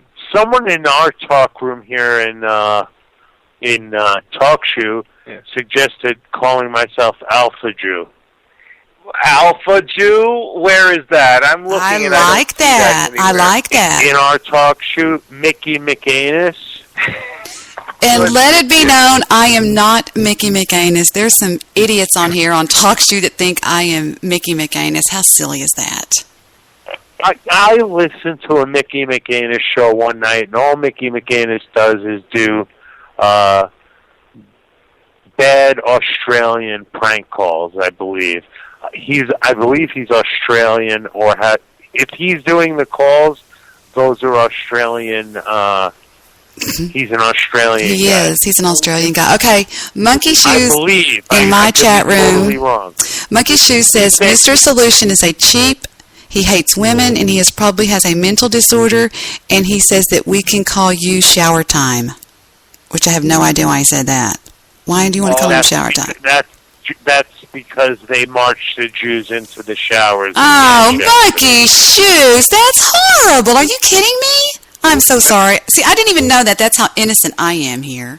You piece of shit. Don't worry, I can take any Jewish joke. It doesn't bother me. He's Australian, so you can make fun of him. He lives on an island that was originally a dumping ground for nothing but prisoners by the Queen.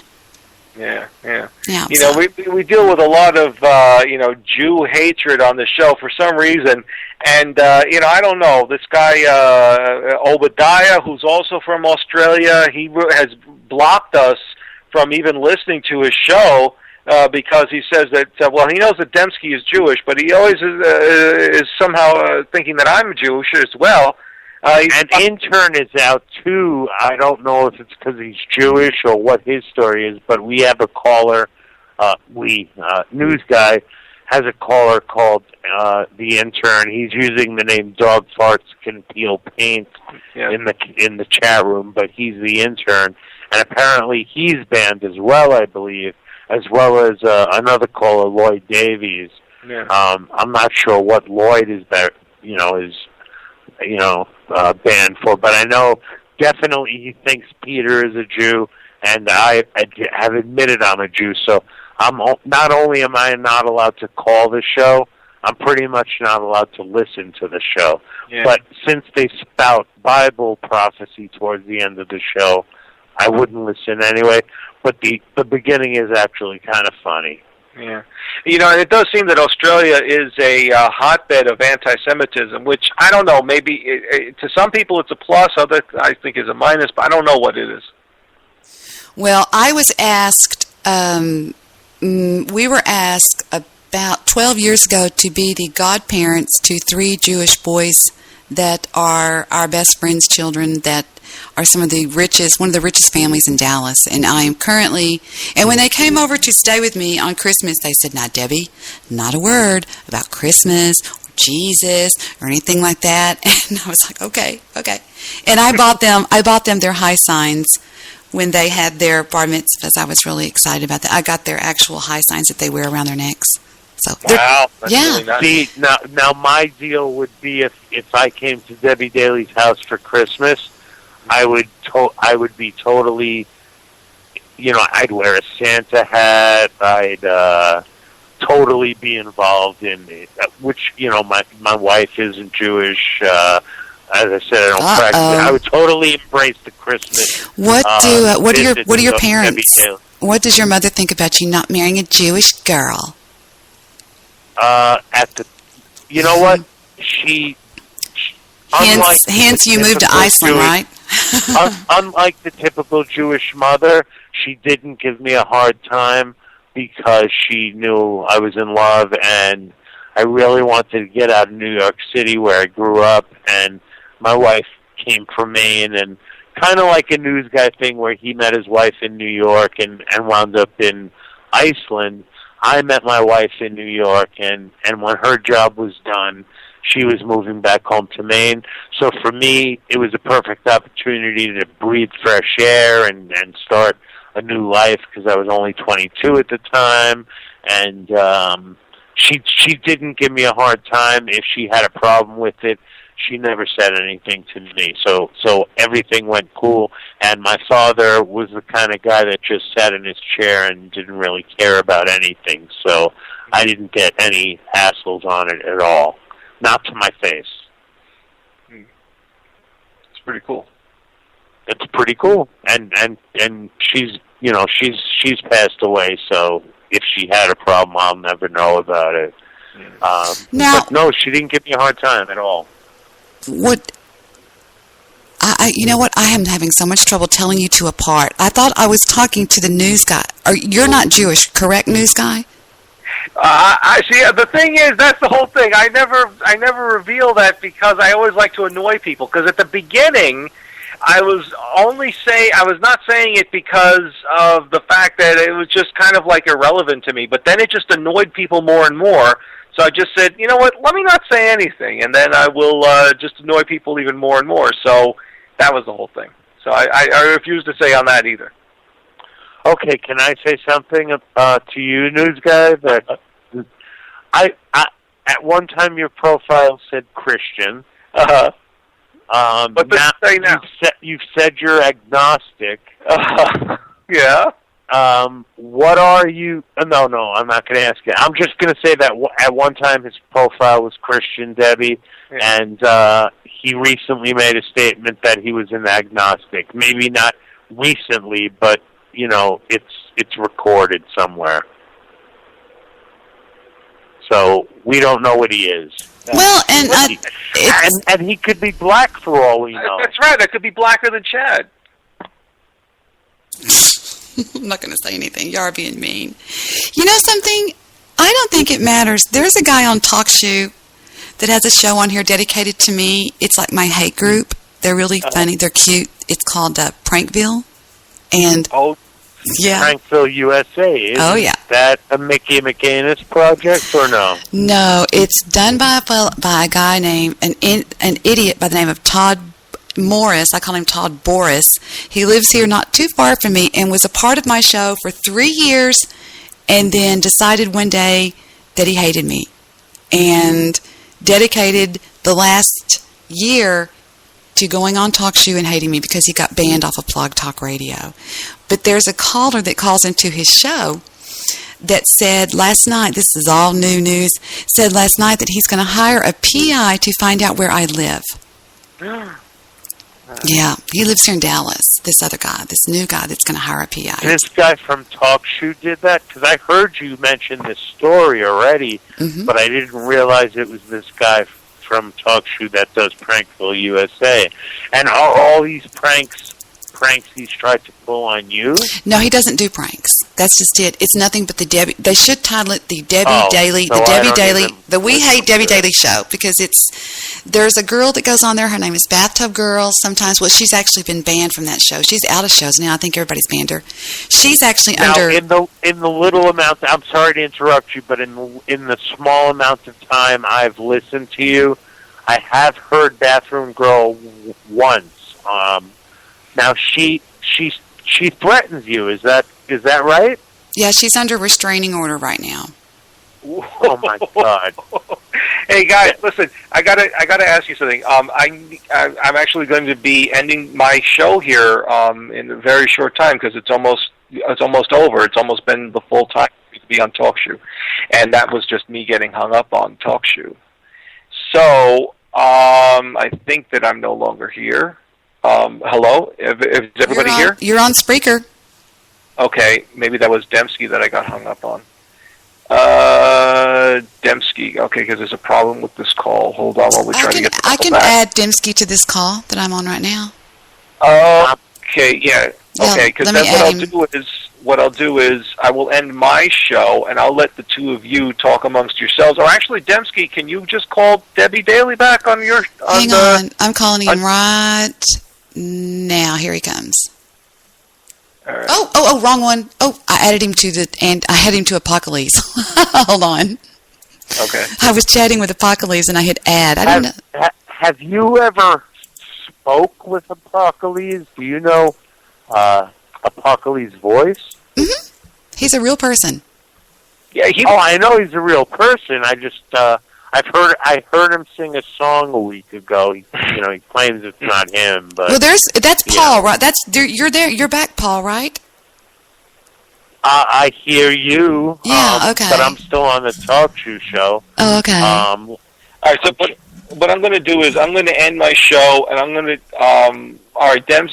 Should I open my show and keep this on TalkShoe simulcasted with Spreaker? Yeah, why not? You go ahead and do that. Because I have to end my show, so you might as well carry the torch, if you will. Yeah. Okay, are you following me, or are you, like, going to the gym? Aww. I'm going to the gym. I'm going to take a shower, and then I'm going to go to the gym. He really likes So you, you're not news gonna- guy. He really likes you. No homo. No homo. No homo. I'm just saying, as a friend, I think he really has a lot of respect for you. Who, Pete Dembski? Yes. Okay, well, I like Pete Dembski too, and that's why I got so upset, because I thought that he was really hurting me or something like this, you know.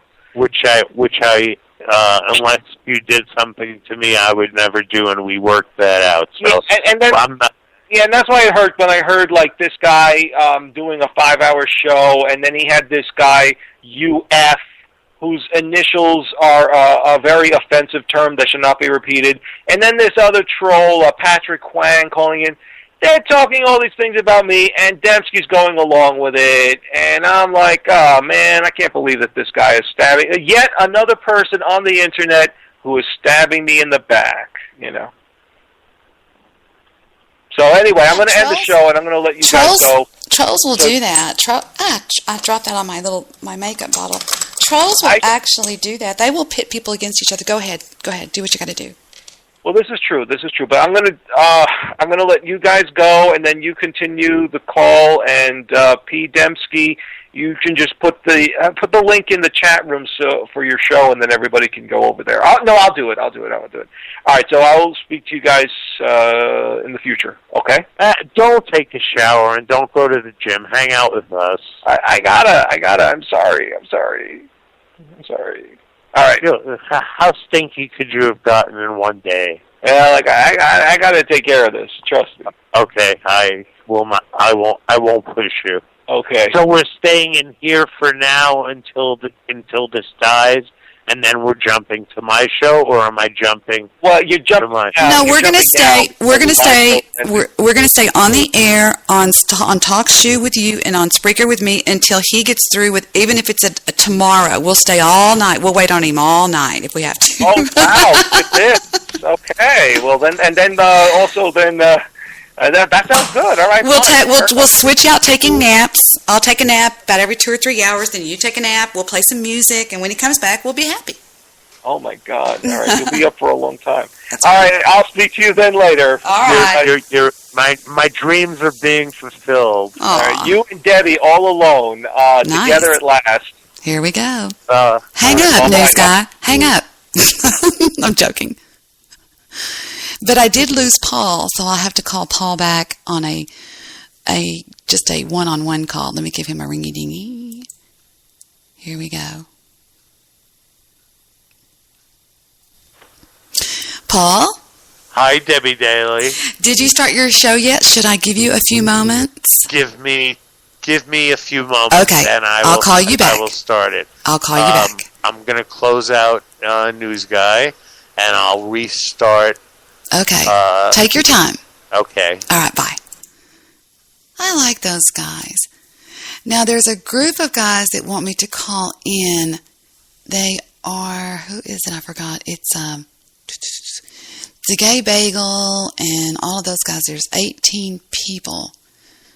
Wait a minute. Okay, hold on. Peter Goodman added Debbie Daly. Okay, it's not that one. Oh, Riley. Let me see. Let me call Riley. Do. Gee, I hope he's home. Oh, he's not. Hi, Riley. I just decided to call you because I just decided to call you. Are you in a group chat with somebody? I was in with Michael and the boys, but I can talk. Oh, no, it's okay. I'll call in to the group. How about that? Is it the group that's got the Gay Bagel in it and stuff? It's the Dillix chat. I can add you. I think I'm in it. But okay. Yeah, I'll ring y'all in. All right. Bye, Riley. Now, this guy was so sweet. The other night they said, Debbie, we've got one of your biggest fans on here. And I was like, who? And they said it was this guy named Riley. And this guy named Riley was actually not home. He was gone. And they called him on his cell phone. They said, you won't believe this. We're on Debbie Daly's show. And he was like, what? And when he comes on, he says, I have been following you ever since I heard you call into Ghost Show. Well, this guy even knew the different things I had said when I called into Ghost's show. Like he remembered me calling in and saying, Ghost, don't you realize that ponies are actually midget horses? And Ghost laughed and he said, oh, Debbie Daddy, just bitch slap the bronies.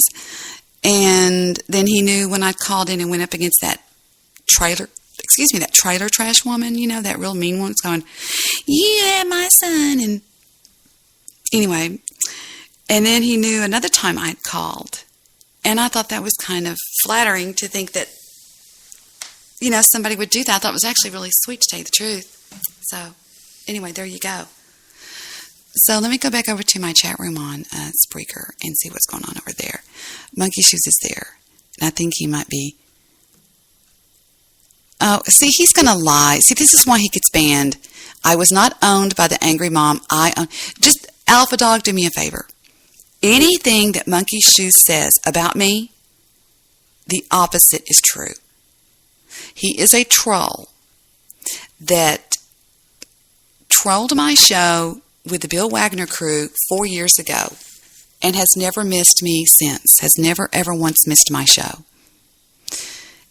And nobody can figure out if he's insane or if he's obsessed or what it is.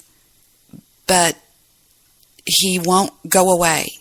I mean, even when I left Blog Talk Radio for 3 months, I left in 1st of June and I came back the middle of September. So that'd be July, August, September. 3.5 months, he went to my private network that I did. I did a shoutcast. He was there causing shit. And ever since I've come back to BTR, he's been there every night causing shit. Now that I'm on Spreaker, he's over here causing shit. So I don't know. Either he is insane, obsessed, but I've never seen anybody follow somebody that long and hate them. So when I don't like somebody, I won't listen to them.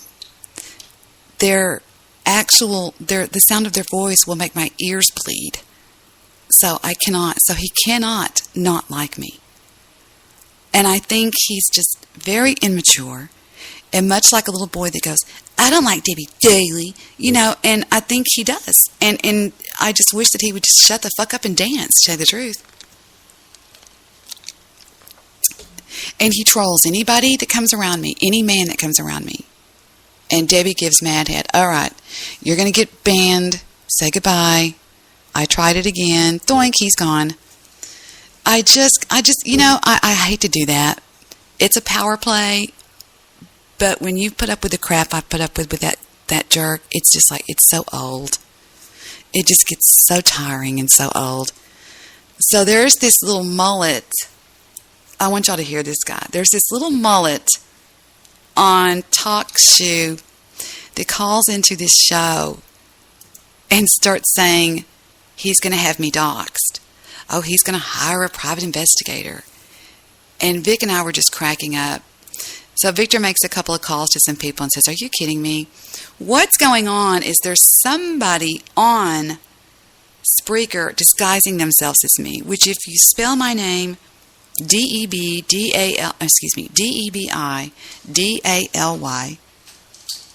it looks like Debbie Daly. And it looks like to me somebody's spelling my name wrong or something. I don't know. It could be that because whatever they're alleging, I'm not doing. And this guy's saying he's going to do this and do that, which I think it's always worked for me to expose them, to say what they're doing. I know a lot of people say don't, but I do because what happens if I don't expose them is they will get to my listeners before me, and my listeners will be going, what? So if I expose their crap, and then they get to my listeners, or my fan base, so you want to call it, and then they already know what's going on. Did you need something, baby? I need to plug my phone in. Can I borrow that cord? You've got 1,000 of these cords. No, it's in the car. I won't go there. Oh, here, I'll plug your phone in right here. I've got another one, too, right there in the top drawer if you want it. Oh, okay. Right. Oh, let me just... Yeah, there. And you're going to do better if you pop it out of this. It works fine. That's Vic. What did he send? Pictures. Of what? Custer's Last Stand. Oh, yeah, I've seen that a million times. Well, not this one. It's 11 feet by 20 feet. Uh-huh. Worth $2 million. It's the statue, right? No, it's a painting. Oh. So are they coming back tonight? No, tomorrow. Did you tell him what I said? Hello? Okay. Some other stuff. Oh. Oh, well, that's your, yeah. He understood. Oh, okay. Yeah, we were supposed to go out of town to... He said 50 Cent is there. Doing what? They're all looking, they're all there. He said you have to go through 4 security gates. Well, you didn't tell me anything about what it was. You just said we're going to go look at Vincent van Gogh art. 50 Cent is there? Let's go. We can be there in 3 hours. You know how fast you drive to Austin. I can put my makeup on in the car. I'm not joking. So there's some other things people, I'm not going to tell you the names. Are they going to be looking at the art tomorrow? Well, yeah, some of more of the pieces and stuff. I bet tomorrow will be the big day. Because they couldn't have got there, Victor. I mean, they weren't even gone before 3. Yeah. So they probably didn't get there. They probably drive like normal people, so they probably got there at, what, maybe almost closer to 9. He said no, they drove real fast because Buell was the head of the lead, and he had his CIA stuff out on his car and things. Oh. Well, I guess if you're the head of the CIA and you get pulled over, they're not going to say anything to you. Well, we can go if you want to. I mean, I've lived my life to stand next to a Van Gogh painting.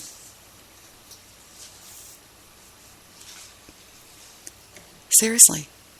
Cool. I'm talking over there. All right. So tomorrow night starts the epic 9-week study between myself and Mr. Solution of the book of Genesis. Now, we kind of put a spin on your run-of-the-mill Bible study.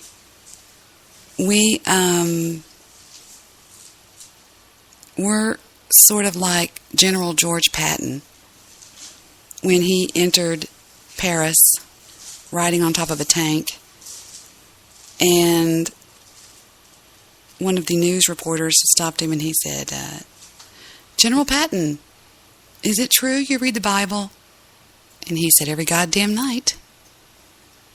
That's sort of the position that we take. We're not goody-goody church-going people, but we tackle it, and we tackle it hard.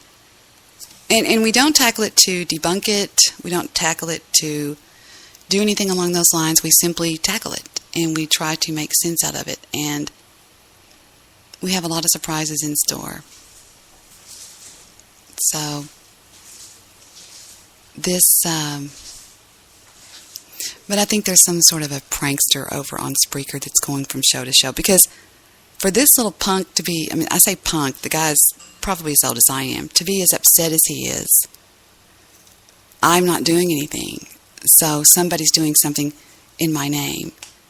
And if you all look down at your keyboard,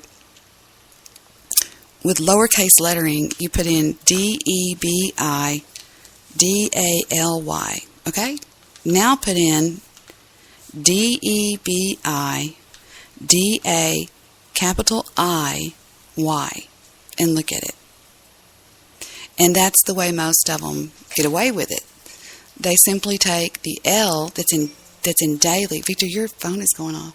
Oh, no, that's in daily, and they change it to a capital I, and it looks like the L. So, I mean, there's trolls. There's this one troll out there, this horrific woman named Bathtub Girl, who has even tried to, I mean, rumor has it the woman's tried to have me killed. I mean, she's pretty severe. She was a very short-lived part of my show. Stand by. Thank you for calling the Debbie Daily Show. How may I route your call? Press 1 for Debbie. Press 2 to leave a message, and press 3 for your refills. My refills. I'm joking. Why is there a pig on your Skype picture? Who is that? That is my pet pig, Bo. Oh. I have a pet mini potbelly pig. No. Yeah, he lives in my house. He lives in his bed is in a closet. He arranges his blankets the way he likes, and the best part is he goes to the bathroom outside. But he is litter box trained. I love him. What is he playing in right there? Sawdust or something? Or yeah, that was in the winter. Aww. Before we let him out. He was rooting around in his it's a pet pig. in his litter box, and that's they were little cedar pellets, but what have you never thought about getting one of his ears pierced? That was my husband laughing. No, but you know what? We did get him fixed, and the vet apparently didn't do too many pigs. Oh no! And he overgassed him, and basically when we came to get him, they said they didn't have to tell us, but they told us that he died on the table, and they brought him back. So he went to the piggy light, and they said, "Turn around, turn around." I'm joking. Exactly. He saw the light. He saw the light. You know, he saw the Jesus of pigs or whatever, and then he turned around. But he was totally healthy after that. I mean, he came home and he slept. I'd sleep if I was just neutered. But that's my pet pig, Bo, and I have a YouTube channel that is pretty much, I think almost every video is Bo, although there might be one of my cats catching a snake and just messing around with it. Well, it's mostly Bo stuff. I mean, I could send you the link or whatever. Just, if you have a YouTube account. I don't think you even need one. Just, Paul Dembski, and a lot of people put a DEMPSKY, but it's DEMSKY, and you can check out a bunch of Bo videos. Oh no, I bet he's adorable. Adorable. Oh my God. He's cleaner than a dog.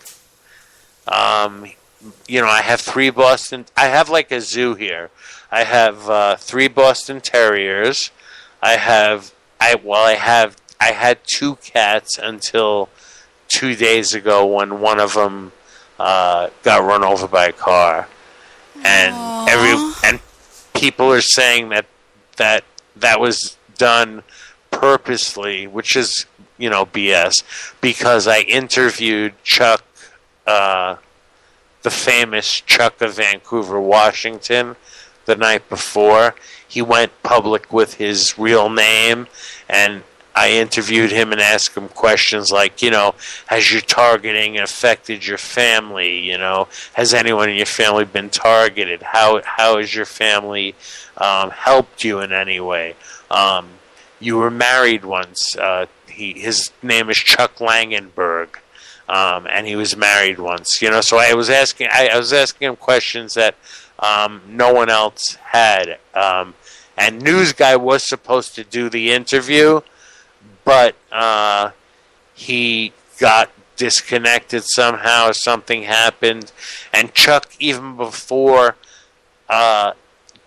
News Guy lost his audio, he said he was going to go live with his name on either News Guy's show or Dembski's show, and that's when this little 2-day fight between me and News Guy started, because he thought that I put Chuck up to somehow having him out himself on my show, which in the world of Nimbusters and, the talk show, finding out Chuck's last name for sure was like a big story. And News Guy wanted that exclusive. Peter wanted that exclusive. And unfortunately, because his audio crashed or something, he didn't get that exclusive, and I did. So then the next morning my cat was dead, so people were, saying, now you're targeted for interviewing Chuck, and obviously I'm not. The cat went out in the street, and he got hit by a car, and luckily he wasn't, too... It looked like he passed away pretty quickly. I don't think he suffered. And I spent Thursday morning. I spent one morning this week taking a day off and digging a grave for this cat out back because we have some land, and it's hard to dig a grave even for a cat. That's why I always wonder. That's why I was starting to think. No wonder when these nuts kill someone, and they always say on the news, the person was found in a shallow grave, because it's hard to dig like a 6-foot hole or something. But anyway, I dug a big enough hole. My wife gave me some kind of, to be honest with you, I think it was a tablecloth, but I'm not positive. I wrapped the guy up, and I put him in, and put in, if he wasn't into toys, but we found some stuff of his that we put in the grave with him, and I covered him up and then put a bunch of heavy rocks over it, and buried my cat that supposedly was killed because I spoke with Chuck, but I don't fall for that stuff, so it was, just a coincidence. I don't understand why TIs become so paranoid. I mean, they become insanely paranoid. There's a fellow that's going to call in. His name is Riley. He says he has a serious question for us. I think he's listening right now. So if he does, I'll take his call. Yeah. Okay, I just want to let you know, and I'm sorry to interrupt you. No. You're not interrupting me. It's just you and I. You're all I have, and I've enjoyed listening to you. That's what I want you to know. I did open my room, and there are people in it, but I would have to use my telephone in order to communicate there. So, to be honest with you, I don't care about these people. I don't mind having a one-on-one. I'll leave them in the room and let them think I'm just doing a show and not doing anything. Let me give them the link to the Spreaker chat room. There's a lot of guys over there. They can come over there and play. Let me get the link, and I'll run over to your talk show and drop the linky. What do you think? Okay, that's fine with me. Okay. Let me find you. I probably did drop the link, but I'll do it again. Talk show. Let me see if we can get this all put together real quick. Talk show and Paul Dembski. Is that your show name over there? That is Anything Goes with P. Dembski 1. Anything Goes. Let's see if I can get it this way. And I'm putting the direct link in now. Oh, great. I'll grab it over there then.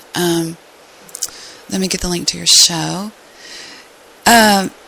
Yeah, it's nice talking to you finally one-on-one. I don't think we've ever even really talked before. Well, I called in the first night that you actually called in to News Guy show, and then I followed you over to Spreaker, and you did you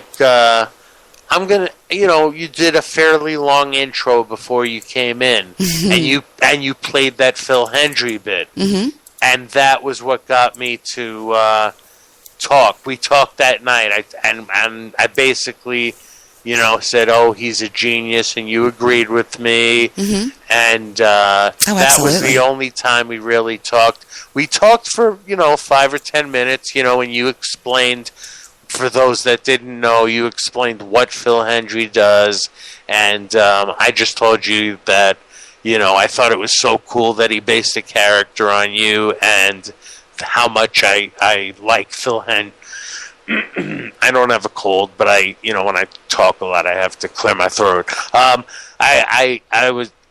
have, Phil Hendry archives going back to 1999, like full years, and just to talk to someone, I know I'm overreacting, but just having realized that this was you, and you're on the News Guy show, I was like, it was like, talking to a celebrity to me because of my fan, not obsession, but the fact that Phil Hendry gave you a character made me have to talk to you. And that's what we talked about briefly. That's very sweet, but Phil Hendry had heard about me. He'd heard about Blog Talk Radio. Some people were calling in and giving him a hard time about it and stuff. Right. Because I love him too. And when supposedly the night he listened to me, I had a really bad connection. He was making fun of me. He was mean. Oh no, he was definitely mean. I mean, you don't talk like that, and you're not deaf. And he was funny. But he did it more than once. One time he used the name Olivia Daly. And then I think he had to do at least 3 Debbie Dailies. I'm not sure. You might know better than me because you're Debbie Daly. The lady off of his show called me, and we could not figure out if it was Phil Hendry one night, called into my show and called herself Phil Hendry's bitch.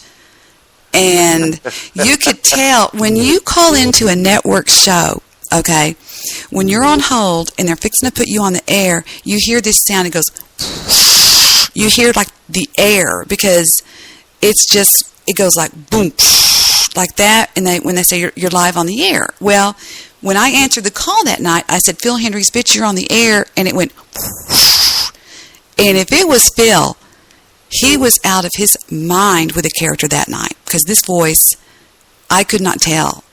But I wish I knew where that damn call was. Huh. He calls my show on Blog Talk Radio. It was great. It was hysterical. Yeah, after I heard that, and then after I heard you, I was like, Phil Hendry listens to Blog Talk Radio. Phil Hendry listens to possibly Talk Shoe. It was really surprising. Well, why not? Stop for a second. Why wouldn't he? He's just a normal person like you and I. Right. You're 100% right, and maybe he gets some good ideas from listening to some of these shows. There's some talented people on Blog Talk Radio, and there's some, there are. I agree. There are celebrities on Blog Talk Radio, and there are lots of interesting shows.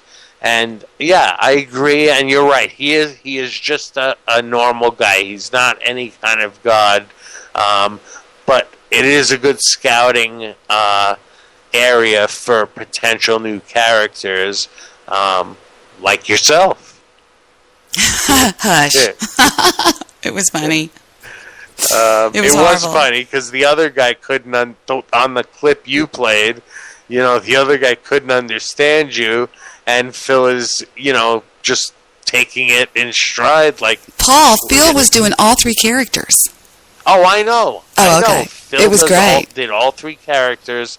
It was Bob.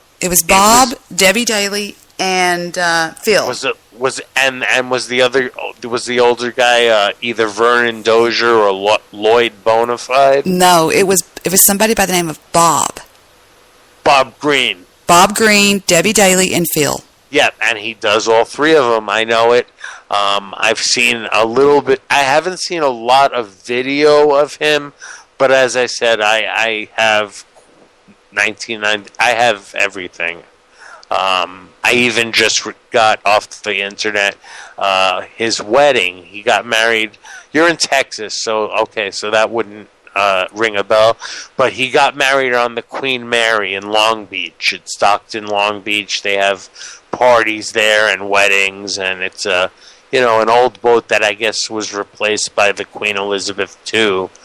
And he married another radio personality called Maria Sanchez on the boat, and they broadcasted it. And the clip I downloaded was him. Apparently his wife had a little too much to drink, his new wife, and he's actually like kind of blowing his top at his own wedding because his wife won't do work on the microphone. She's off there dancing. Now, it all was probably a joke, but he was so angry you could hear it in his voice. and it had to be a joke. I mean, it's his wife's wedding. Of course she's going to have a few. But that was a clip I got tonight, but I wouldn't play it back to you because the quality isn't good at all. Really? Oh, I'd love to hear it. That sounds great. Well, let me try and find it. Oh, darn it. I mean, that's not finding it's not a problem. Playing it might be a problem because although I'm very much into the internet, I still have not got the ability. I don't have a board or anything like that. I'm very, what's the word? I'm not technically challenged, but I do the best I can with what I have. So let me find this Phil Hendry that is not good quality, but he is bitching at his wife, who he's now divorced from, by the way. So let's see what we have. Not good. Let's see. This is Phil Wedding Night. I guess I'll just put my microphone to the thing. It's not good quality, Debbie. It's cool. Go ahead.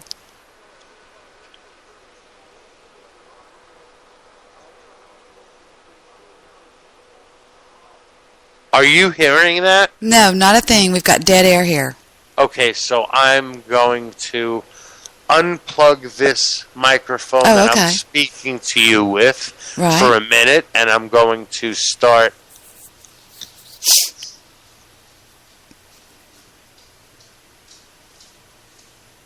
And we're waiting. There we go. I am hearing some sort of bleacher on my headphones. I'm going to talk right through it. I'm hearing some background noise. But, you know what it is? Maria's got the other mic over there. Jonas, so take that microphone away from her because she's too busy having a party. I'm working. You ever notice the people desertion when you're working? This is the lady that I was talking to. What is your name? Valerie. Valerie, you met my friend Carter over here. Yes, I did. You're a very lovely lady. Thank you very much. It's like maybe Carter was going to lengthen his life, change his life by spending some time with you. But he gave up on me. Tired old fart, huh? He got tired, man. I said, I'm not there. He didn't want to go down, so I said, I'm going out, even though I might not be able to get back in because I'm a red tag. You're a red tag. You don't have the groovy green tag. Notice I got no tag. I don't have the groovy green tag. I have no tag on me. Yeah, right. Oh, okay, Carter, you missed your chance. You're going to go out and dance, huh? Hey, good seeing you. Bye-bye. Let's keep on going here. Here's the lady I was talking to. How are you, ma'am? Hi.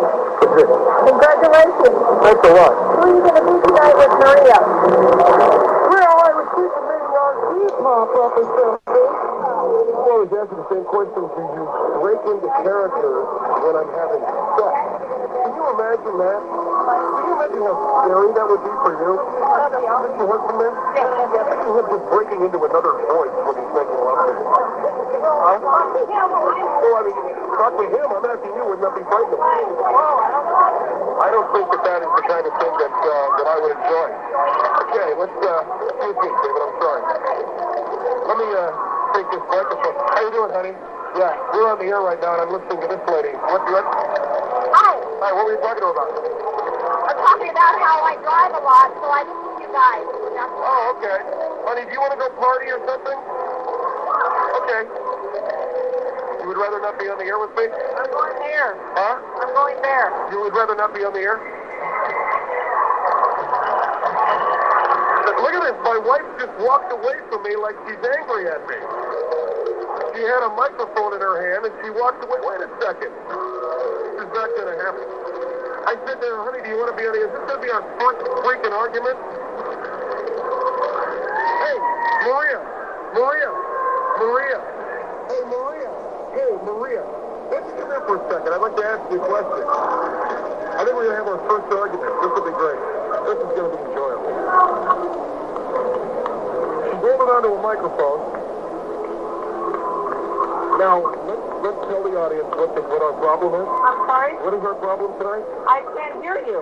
Yeah, I know, but you're holding onto that microphone, and I could hear all this bleed through as I was on the air. Okay. So I went over to you and I said, honey, would you rather go off and party I tonight? didn't know that you could hear that. I'm sorry. I can't hear. That's the problem. Can you hear me right now? Well, yeah, talking to you, Okay. but not when you're talking to other people. Okay. Would you rather not have that microphone? Yeah, I think that would be better. If I can't hear. All right. Because while I was on the air, you gave me the mic and walked away from me, okay? Maria Sanchez, phone. So when the breaks are on or not? I don't know. No one's doing me. Yeah, but that's because the producer's standing right here. But that's okay, honey. You can go and have a good time. So I get that. It's the Phil Evans show? Yeah. Yeah. What does that mean? That means that you have the headphones and you get the producer and you have somebody... And you'd rather not be working tonight? Because I have to work until 10:30. Yeah, but if I can't hear, how can I work? Yeah, but when you can't hear, you don't just hand me a microphone and walk away while I'm on the air. Okay, what do I do?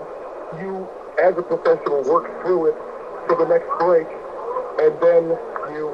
Huh? I was hanging with the listeners. While I was on the air. Well, I didn't know it was bleeding through. I'm sorry, because I... We have a live mic here. I'm sorry, I didn't... That's okay. So that's why I asked you... People were here. Well, I'm sorry, but that's why I asked you, would you rather just go and dance or something? Okay. That's what you'd rather do? Well, yeah. Okay. Impediment, yeah. You're not an impediment.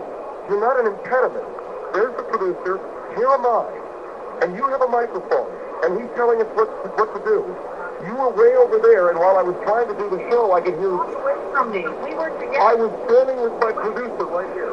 Excuse me, you walked away from me. I didn't stroll anywhere. I was standing with my producer right here. Started or left or ended or anything.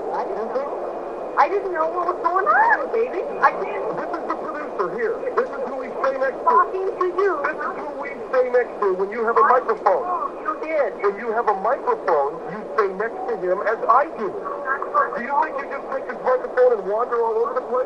I didn't go anywhere. You did. No, we've been there the whole night. From the time I came out of there, I was standing right there. And what did I do? You wandered off with some people over there. So that's when I walked over and I said, "Where's your producer?" He was standing there.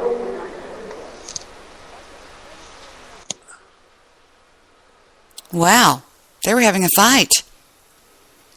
Are you with me, Paul? Hello, hello. Okay. Hey. Can you hear me? Yes. Yeah, the quality was not good, and as I said, I don't really have a professional setup, but the beginning was him just greeting guests, and as it started getting good, I stopped it because it's not a studio quality. But he was mad at his wife because his new wife, because she wanted a party at her own wedding, and he wanted her on mic to do whatever. Whether that was a joke or not, I don't know, and that was the debate on the board where I got the clip from. But going back to your stuff, there's a Bobby Dooley podcast. I might have sent you the link to that. I think I should have at least. I've got them all. Okay. I've got them all. I love them. Okay. I think one of the funniest ones that she ever did was when she interviews Patricia Arquette. Bobby Dooley does. That was the first one, and that was really good. Really, really good stuff. Bobby Dooley. Patricia Arquette seemed like, even though she knew what she was coming into because Phil's obviously a man and not, Bobby Dooley. I liked how she kind of just gave deadpan answers and it was very good. It was very good. I'm going to play some of that just for my audience here to let y'all crack up. And a lot of people even say that there's a lot of things about Bobby Dooley that remind Phil Hendry of me because of Victor being in the background and, and ever since you said that the first time we talked about the Debbie Daly bit, from listening to you, I do see some Bobby Dooley traits. Bobby Dooley is so rude. When people talk, she goes, as you will hear in the episode I'm fixing to play right now. And the thing, though, before you start, Deb, is most of the people that I've heard through the years when he does her on his regular radio show or when he has, don't even realize that they're getting a Some of them say, could you please stop doing that? But a lot of them just don't realize or are trying to be polite But I'm not going to hold you up. Go ahead and play. Go ahead. You know what? Just take over the show because you have the quality. You have a board, and I don't know what you have, but I saw you on some video, and you have.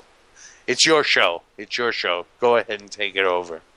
I wonder if I should play Jay Moore whenever Steve starts crying in the background because he touched Jay Moore's hand. Remember? Yeah, you should. Yeah, is that the newest one? No. Because I think he might have done Jay Moore twice. Well, he did Jay Moore Part 1 and Part 2. Here's Jay Moore. Just listen. It doesn't need an intro. Here we go. Okay. All right, I'm ready. Hello, this is Bobby Dooley welcoming you to Part 1 of a very exciting interview that I did with Jay Moore. He's a comedian. He's an actor. Okay, remember, boys and girls, this is not a woman. This is Phil Hendry. He's the host of a sports show. He's a comedian. Steve? Yeah, he said he's an actor, too. And he's also an actor. So join me, won't you, for Part 1 of the Bobby Dooley Podcast with the very funny and the remarkable and the wonderful Jay Moore. Yeah, and an actor, too. And an actor, too. So let's start. And my husband Steve is here. Hi, everyone. I'm Bobby Dooley, and welcome to the Bobby Dooley Podcast. I'm really excited today. Yeah, this is going to be good. Right. Let me do it, Steve, first, because I know my husband Steve's excited to have you here. Jay Moore. Hi, Bobby. Hi, and Steve. We've never met. Steve, I met outside. Steve was outside, and Steve, you didn't. No, I was unsafe, and I touched him. Did he touch? He touched your slave or something? We shook hands. Okay, that's called shaking hands. I'm so sorry. It did sound a bit illicit. Yes, because it's called shaking hands, Steve. No, I just. Okay, every time these guys call me, it ruins my audio. Guys, I can't pick up. You have to be added to my call. I'm sorry. I'll start that again. Okay, just Debbie, say what it is. Debbie, the people that were in the talk show room that I opened that I never started taping in, I'm giving them the information to search you on Spreaker if they've never been there. A lot of these guys have not been there. So they just need to go up in the search box at Spreaker.com and search Debbie Daly. I put a link to the show in your chat room on TalkShoe. Well, there was... okay. I'm going to close it down then. I was a guest. They did all that. They did all leave except one guest, so I'm going to just shut it down. Okay, that's go me. Go ahead with, get you guys to stop calling, and I'm going to shut my talk show room down and listen to some Bobby Dooley. People sound as if... Was he sweating? Steve sweats. I didn't notice. Was not sweating. His hand sweaty? No, I didn't notice. His hand sweaty? Supple hands. Steve is a supple-handed man. Is that good or... Well, it's interesting when you say supple. Just, Steve, if you could step out and get us... There's a double espresso. I know that Jay ordered an espresso. Could you go get that? Yeah, okay. Jay, I'm so sorry. Oh, I don't mind. Are you embarrassed? Because you're looking at me as if it's my fault, and it isn't. It's my husband. That's Steve. I'm me. Yeah, Bobby. Okay. Yeah, no, I'm having a great... I'm just happy to be here. I love you. I think... I'm not a sports fan. I know you do a sports show. You have the the podcast. Or the podcast, not a podcast. Podcast. Or a podcast is fine with me. Well, I called it a podcast. I realized what I just said. That's ridiculous, isn't it? I kind of like it. I think you're changing the medium, Isn't Bobby. it interesting? Well, I sound like one of my sons now. They're big fans. First question... Because I heard you want to go home and see your children. Well, yes. Isn't it wonderful? How many children do you have? I have 2 boys. And do you have 2 boys? I have 2 boys there's 2 of them. There's 2 boys? 2. Okay. One was nervous. One was born, and then about 8 years went by, and then a second one was born. And then the other one was born? No, that would be 3. That would be 3. So I have 2 boys, and Bobby, one that you're... I had one boy was born. And then a second boy. I'm going to do the math on that. Well, it's just 2. That's 2. Yeah. 1 and 1. It's like being a drummer. You just keep time. Yes, it's funny how 1, 2. Oh God, I feel 2. so stupid. 1, Why? 2, 1, 2. If you do 1, 2, 1, 2, it comes out to 4. It's a little. I made a joke. Probably not. I'm talking to a. Actually, it comes out to 6. It comes 1, out to 2 is 6. 3. 1, 2, 3, 1, 2 is 3. I'm That's talking 6. to a professional comedian And mathematician, apparently. and also a man that can add. Oh, stop it, Jay. LOL, oh, Bobby. Stop. LOL. I'm the president of our homeowners association, so I should know at least how to add, and so I should know, and I do know. And see, there's the look again. You're looking at me as if I have. What did you call it, Steve? Big forehead. The big forehead. No, I have a big forehead. Mm-hmm. I have an enormous forehead. I have a receding hairline. Look there. Yeah, I have a very big forehead. And we're not talking about any sort of chromosomal. That's not a. I don't think so. I've had a lot of blood work done. Good. To make sure I was safe. And can they do that? Because I didn't know, and I talked to Janice Greeley, who's a friend of mine. Could they do blood work for a missing chromosome? And the reason why I say is this, Jay. We had a couple move in. They're wonderful people. I love them. The Langford Lanchesters. Yep. And they looked as if one of the children might have had a chromosome that was gone somehow. Does Steve have the coffee? Steve said he was getting espresso. Where is the coffee, Steve? Oh, I'm sorry. I wanted to just. Okay. Oh my God. Can we cut all of that part where Steve? No, you know what? Let it breathe, Bobby. Sort of retarded. You seem to think either I'm staring at you funny or I think he's touching me or sweaty, and I just this is going. I'm really going all right. Yeah, it's good. Okay. I do listen to your podcast, to use your word. Podcast. See what I did? I turned it around on you. My boys are going to just go, Mom, you're doing your podcast. I'm really just playing to your sons now. How many kids do you have? We have 3 boys. 3? How many is that? And that's 1, 2. Did any of them? Steve said the other day, "Do we have 3? Or did one die that we forgot about?" And I said, "How could we forget about that?" But now I'm thinking. Yeah, once you get over 2, you can. You begin to. Yeah, well, I don't think because the guy. I'm a little nervous. Steve, go get the coffee, honey. Go get the coffee, all right? Yeah, okay. But I didn't touch him. Shook his hand. I understand. It's called a handshake. It's not a touch. And I want people to know that it was not. In other words, when he touched Mr. Moore, it was on the hand. You don't have to. Just go get it. Now, Jay, we have 3. And no one died. No one died. Okay, good. And my God, can you imagine that? No. And I had dear friends. We had our homeowners association meeting. Betsy Willingham said, "My God, I actually had 4 children. One of them died." And I said, "Betsy, it happens." And she said, "That you forget?" I said, "No, that they die." And she said, "My God, my God." And it was a moment for us. Dylan, Seth, and Justin. Did you want to? Those are yours. Your children are Dylan, Seth, and Justin. What are your not boys? Betsy Willingham's children. Somebody must be calling me again. I have to add you to the call, Angel. Oh, sorry. I'll start that again. Children. Betsy Willingham's children know. It sounds she great, has a girl I'll tell you and that. a boy. Good. And another one that I think is a girl. And I don't say that to be funny. We're not sure. That was the chromosomal these damage. days, yes. Exactly. These days with the haircuts and the shirts. Oh my God! Right? Is it not the truth? And the way that the pants hang down It's a past the it's butt a panic. What do you allow your boys to dress as, or costumes? I make them go to a school that has uniforms. I believe in a uniformity. I don't want them to be made fun of for their clothing. That is fascinating. And so they wear the same thing as everyone else. And when they're home, they wear... Do they wear sailor suits? Do you know of any schools that will enforce the sailor suit? Because I said to Steve, remember that, Steve? Yeah, I thought that sailor suit's good. If you look at the Cracker Jack box... Steve, why? I don't know why coffee is like... This is like a big holdup with Steve and the coffee. Steve, what's going on? I went for Brianna, and she said she'd come back in. Oh, okay. Is he crying? If you're going to blubber, you have to go outside, Steve. I'm trying to do it. He does this. I didn't. I never would have brought it up. He asked me if I want. That's the only reason. What else did he do? I mean, you can be honest, because what we had, he and the Cuntington sisters. Do you know them? No. Doris and Agnes. The Cuntingtons. Chicago Cuntingtons?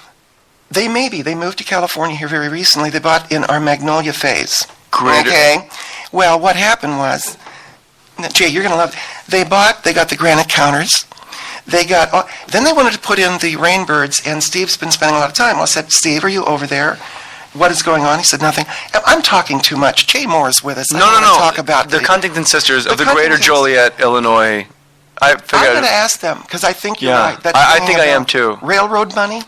Yes, that's the only reason I know who they are, because of the railroad money. The Cunnington, if you look at the bottom of Monopoly board, it's Cunnington Sisters. The Cunnington Sisters are on that. And Co. Oh, stop it. Really? No, if you turn a Monopoly board over, it says Cunnington Sisters and Co. And Co.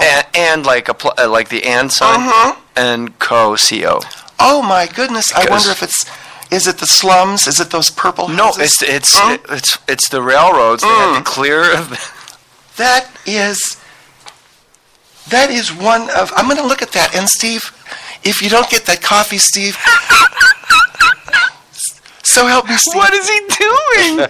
Steve, I've never seen him. This is so funny. He's far too close to the television. Yes, he's looking at the TV. But he's like an inch away from the TV. Steve. Now, that just goes to show you how talented Jay Moore is.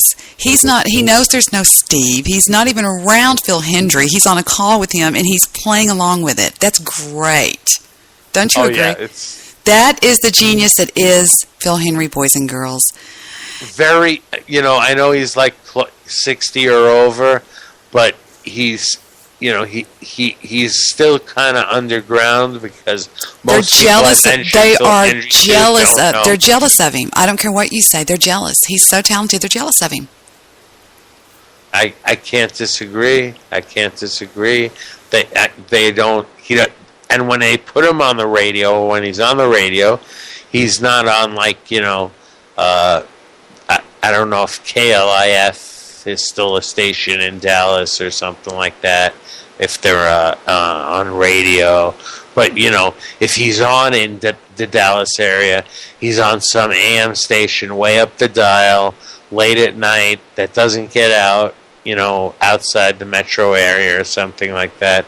And he just gets buried in the middle of guys like Rush Limbaugh and Sean Hannity, who are both... Well, let me tell you something. A long time ago in the Bible, there was somebody named, even if you don't believe in him, what he was, the truth of the matter is there was a person named Jesus. There was a person named Jesus. He was known as Jesus from... Hi, Dylan. No, this is Michael. Michael. How are you? Hi, Michael. Fine, I'm talking to Paul Dembski. Do you know Paul Dembski off of Spreaker or the News Guy? Oh, no, I'm completely unaware of Paul Dembski. How are you? Yeah. Hi, I'm good, and it's actually Talk Shoe that I... I'm sorry. I said Talk Shoe. He's on Talk Shoe. Ah. Yeah, he's really neat. Which is free, and the chat is a little bit easier to use, but the quality on Spreaker is unbelievable, and a talent like Debbie on here is unbelievable. Yeah. Well, so it's nice to meet you on here. Likewise. Michael, right? And there's his pet pig. Isn't he adorable? Yes. Very cute.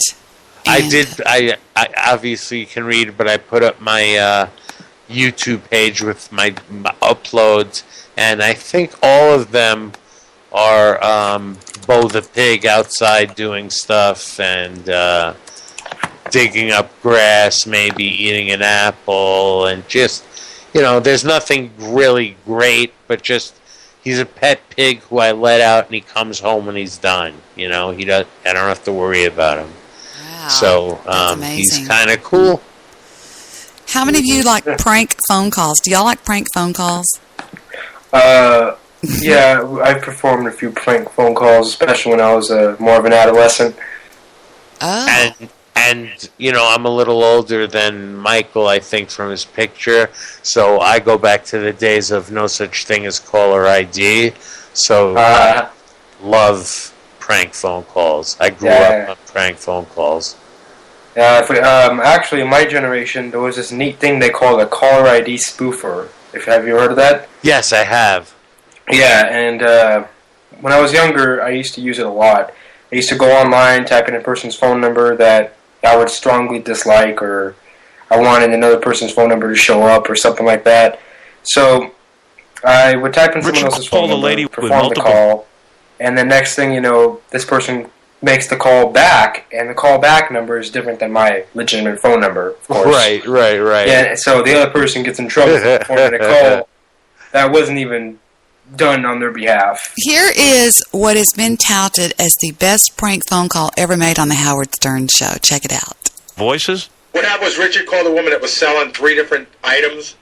Do you remember? Oh, yeah. And he used multiple voices. Yeah, I remember this. This is so unbelievable. Richard taped himself, and then every time he started talking, he had himself talking over himself, and it drove the woman insane.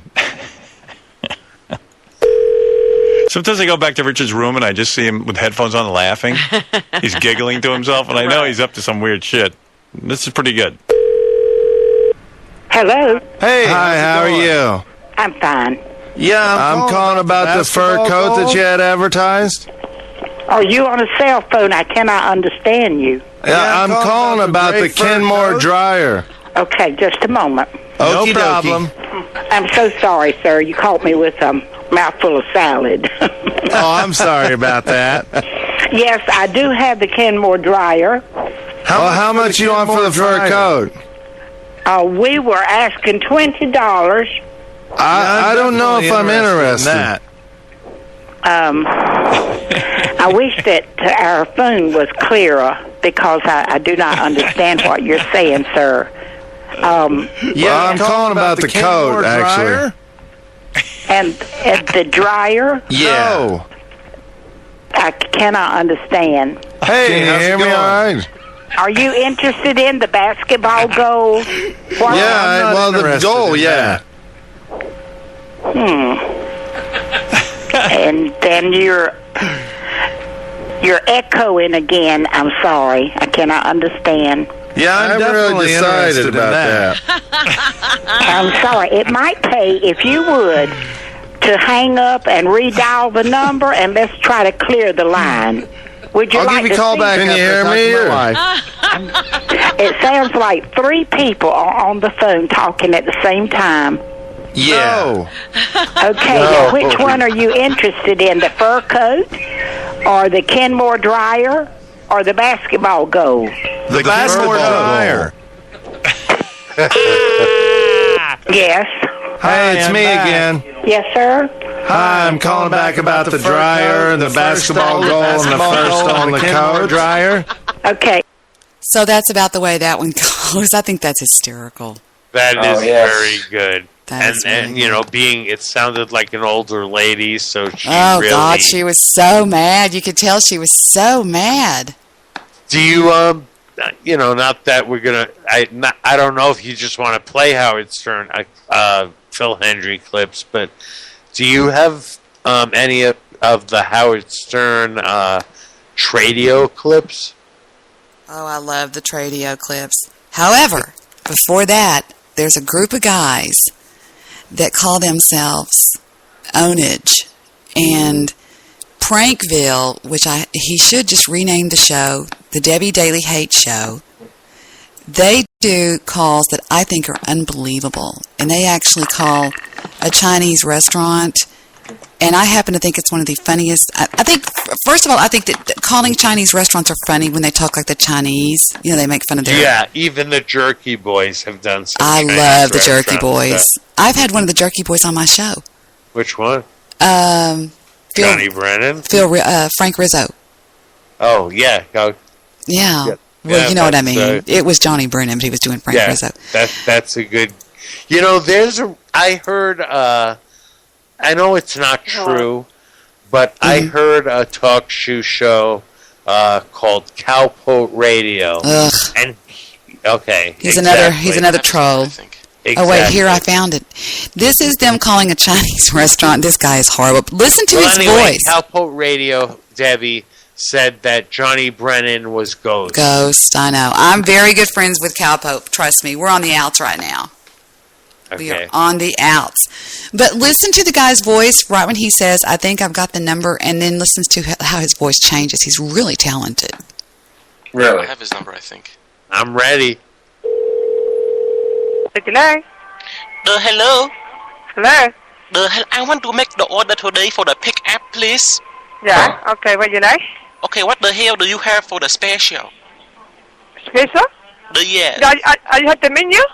No. Oh, everything on the menu. Everything on the menu is a special today? How the hell that possible? Don't lie to me, big boy. Hold on. You are bitch. Okay. Hold on. This gets really bad. Have you ever heard you kicked my dog? I'd have to hear it, but you've never heard these. It's actually these guys. You've never heard you kicked my dog? Oh, you will play this for people in your real life. It's so goddamn funny. It's called You Kick My Dog. And it's actually, I think, oh, here comes somebody else. Hi, Riley. Hey, Debbie. Hey. We're playing prank phone calls. I heard. We actually do prank phone calls on this show sometimes. All right, here's a little bit. I won't let the whole thing go because it's a little bit too long, but let's just listen to the first part of You Kicked My Dog. It's Kripal called. He is from India. You Kick My Dog. It's really funny, though. Check it out.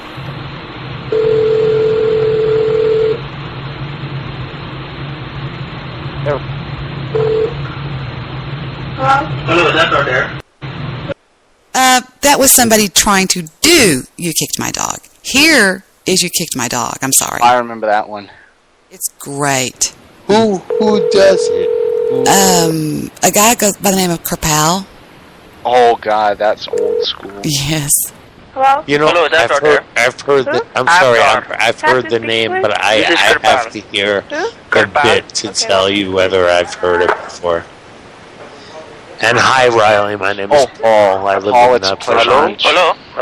Hi. I was just calling because I live down the street from you, and your daughter come to my house today, and she kicked my dog. Pardon? Your daughter come to my house today, and she come on my property, and then she kicked my dog, and now my dog needs operation. She kicked your? She kicked my dog. She kicked your dog? Yes. Which daughter? The one who just answered the phone. Down No. What? No. Yes, she did. I saw her, and then I saw her at your house. And why did she do it? I don't know. She didn't say. She did? She's lying. She's lying to you, fucking guy. Where from you speaking? I am speaking from my house. Where you live? Down the street from you. Huh? You know where I live. My dog. She kicked it, and now I'm going to fuck her. You live, I know. I don't know. Don't lie, you fucking guy. Hey, why? Don't talk like that. Fuck you. You know damn right what you do. Where you live? Who kicked your dog? Your daughter kicked my dog. Which daughter? You know damn right. You bastard. Hello? Hello? Yeah? Why you kick my dog? Hello? Can I ask who's speaking, please? You know damn right. It's Karpal. It's Karpal. Who's Gopal? We don't know Gopal. Yeah, sure do. You kicked my dog today. Dog? Dog. We don't even... No one's even been out... You don't act stupid. You tell your dad that I am going to sue him. He's going to go to jail. Okay, where the hell do you live? I live on your street. On my street? You know. You say that one of us have kicked your dog. Yes.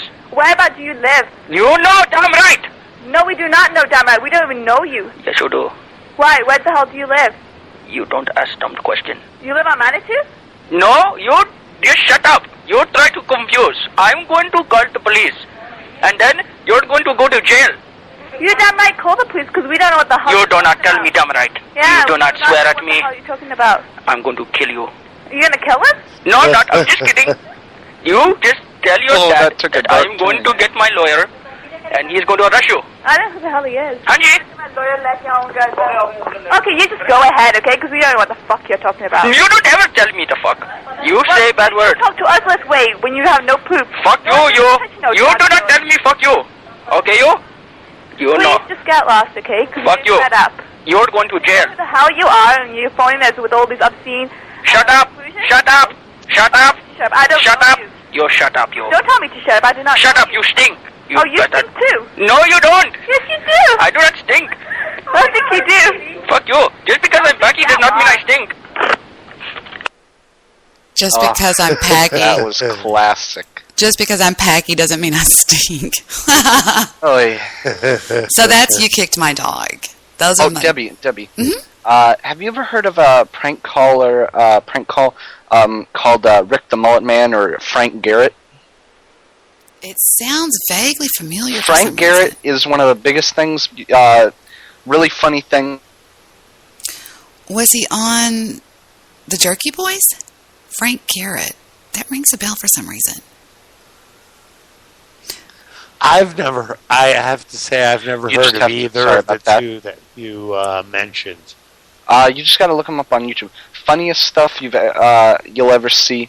They'll have you busting the gut by 2 minutes in, probably. But you know, Debbie, I had a little bit of a small story that I wanted to bring up. It's something that happened to me probably a while ago. But does it have to do with playing basketball? Actually, no. Okay. It's actually quite. It happened to me at school. You know, I'm more of a right-wing political guy, and I guess that some people don't like it. I was reading a book called Trickle Up Poverty by Michael Savage, and apparently because they saw the cover that says "Stopping Obama's Attack on Our Borders, Economy, and Security," I was assaulted verbally by some of my other classmates. I was called a racist cracker. You know, that's ridiculous. That sort of thing. I was horrible. I think it was disgusting in a lot of ways, and I can't believe it. And the thing is, if I was to go to the school system and tell them about it, they wouldn't do a thing. No, of course not. No. Were they black? Right. Were they black that attacked you? They were Hispanic. Oh, really? Hispanics usually don't do that unless they're in a group. Well, they were in somewhat of a group. I pulled up Rick the Mullet Man's calling a rehab center. Does that ring a bell? He calls everyone. It's pretty hilarious. Play a little of it on the air. Trust me, your viewers will like it. Here we go with Frank Garrett and Rick the Mullet Man calling a rehab center. I'm ready. I'm too. Hello? Hello? Hello, you son of a bitch. That's Frank. Hello, you stupid motherfucker, you. Fuck you. Come get me, you goddamn ignorant son of a bitch. I bet you fat. This must be his intro. Hey, fuck you, you Yankee-looking cocksucker, you. I'll have trouble here, man. I bet you're the ugly son of a bitch. Oh, fuck you. Oh, you stupid cocksucker, you stupid son of a bitch, you. I'm gonna get you one of these things. Here we go. This is Dave. Hi, this is Frank Garrett with Duncan Construction. I noticed I missed your call. Excuse me? I think I missed your call. No, I think you've got a wrong number. I didn't call there. Let me tell you something, Mr. Smoothie. You get sunk and leave me alone. Just quit calling. No, we didn't make any outgoing calls that I know of. Hey, fuck you, you Yankee-looking cocksucker, you. Morning. This is Dave. I'm not calling anybody. Some idiot called me. Well, it wasn't us. We didn't call anybody. How did I get this number then? I have no idea. Stupid son of a bitch. Have y'all ever done calls with sorry, that was too loud. With soundboards? I have not personally had the opportunity. I really want to because there's some really good stuff out there. I've actually wanted to use Rick the Mullet. I've actually wanted to really try Ghost because I just think it'd be funny. But I mean, I have a lot of respect for ghosts. Oh yeah. And I have never used soundboards, but they are very useful. Yes, absolutely. And you mentioned Ghost, and Debbie Daly probably knows, and you guys know. Apparently on Twitter, Ghost made Ghost is coming back. Yeah, he says he's coming back in the fall, but Was it the fall, or was it like? He says not before the fall. He says he's moving out to some small town, like less than 1,000 people. It might be Slab Creek or Slab City. I mean, that's what I think. That'd probably be the best place for him. It's pretty lawless, that sort of thing.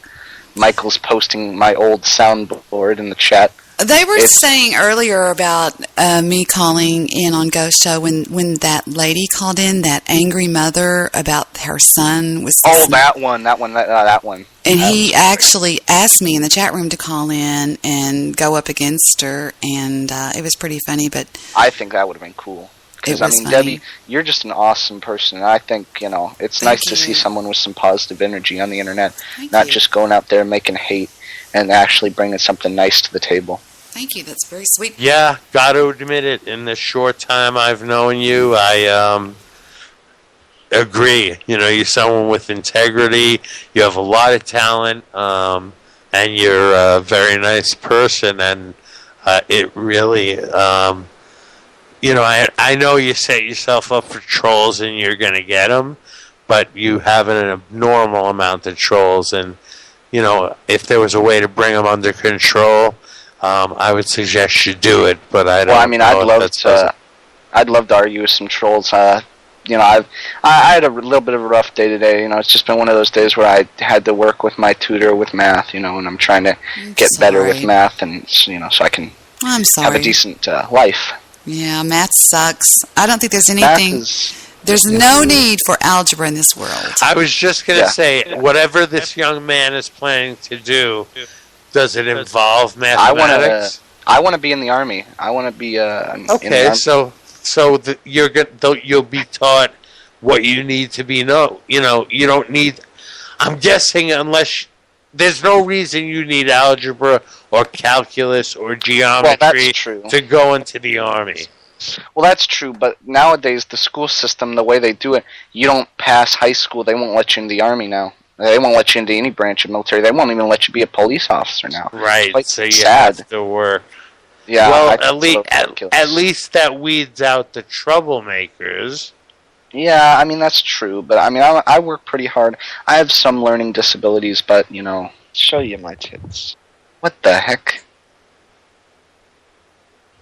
Michael, why did you add Gay Bagel? The women love my size. Oh my god, here comes Debbie. Fag. Could you get Gay Bagel out of here? Because he's trolling.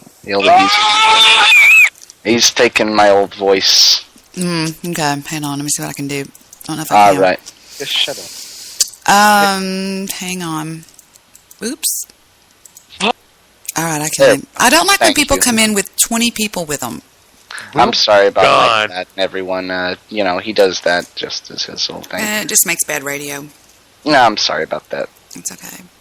But I mean, you know, that's the thing. I live out here in Lib City, California, pretty much. You know, and while I love California and all, it can be a little frustrating being more of a conservative standpoint. I mean, I'm a big Alex Jones listener. I listen to him. I know, you know, Ghost didn't really like Alex Jones, but you know, yeah. I don't know who to tell you to listen to, but from my experience, you know, I don't know you and I just met you, but Alex Jones is full of crap 90% of the time, I'm sorry to say. Well, I mean, you know, that's your opinion. That is my opinion, exactly. You know, I believe that more people should be able to voice their opinion. Say that comes in with the book thing. You know, I should be able to read a book and not, you know, have to worry about being verbally accosted. Absolutely, and I'm conservative too, and I try to keep my views under control. But I do have a Facebook page, and every once in a while, when I read this garbage in the news, I have to get on the Facebook page. And I get beef from liberal friends and whatever. But my thing with Alex Jones, and you know, I want you to know, and Debbie I think knows because they make fun of me on the message on Talk Show. I am Jewish, and I was raised Jewish, and Alex Jones' wife is Jewish, and that's yes, and he takes a pro-Israeli stand, or at least he stays away from the issue, in my opinion, because his wife is Jewish, and I think that is that part of his, you know, his conversations and things like that are protective of Israel simply because he has a Jewish wife. I defend Israel because I believe they're just, you know, a very strong state, and I really like the military, and because like I'm a big gun lobbyist, you know, I'm a big gun guy. Me too. I know a lot about military. I can tell you a lot. I collect camouflage. I have probably more. I can probably outfit a small army with the amount of stuff I have. I don't personally own a firearm yet because I am a minor, and unfortunately, you know. How old? You see, I live in Vermont, And there are no rules on carrying. You can conceal carry. You can open carry. Right. Keep a gun in your glove compartment. But the age is also, like, really young. Well, for here, it's to own a handgun, you got to be 21. You can be 18 and own a long gun. Oh my God! Let me. I have the internet open here. Obviously, let me.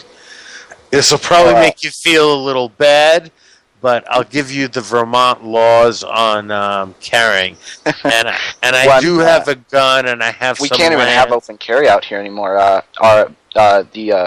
Out here in California, we can't even do that anymore. And concealed carry takes so long to get a permit that it's almost not even worth it. So I just recommend knives to everyone. You know, nowadays, like, I don't personally carry knives on me because you know, I barely leave my house because it's just such a scary world we live in. You know, whenever I go to the theater nowadays, you know, I worry about my safety in places and stuff because we're not allowed to carry firearms. Now, I don't Wait, know. wait. Hang on. Let me cut in, guys. I'm going to restart the broadcast on Spreaker, okay? So y'all just stay right where you are because I'm at the 180 mark. I had to interrupt you. Okay. Will I still be able to speak? Yeah, you'll be fine. Just stay where you're at. Yeah, okay. This will probably, like, kind of bum you out. But let's see what we have here.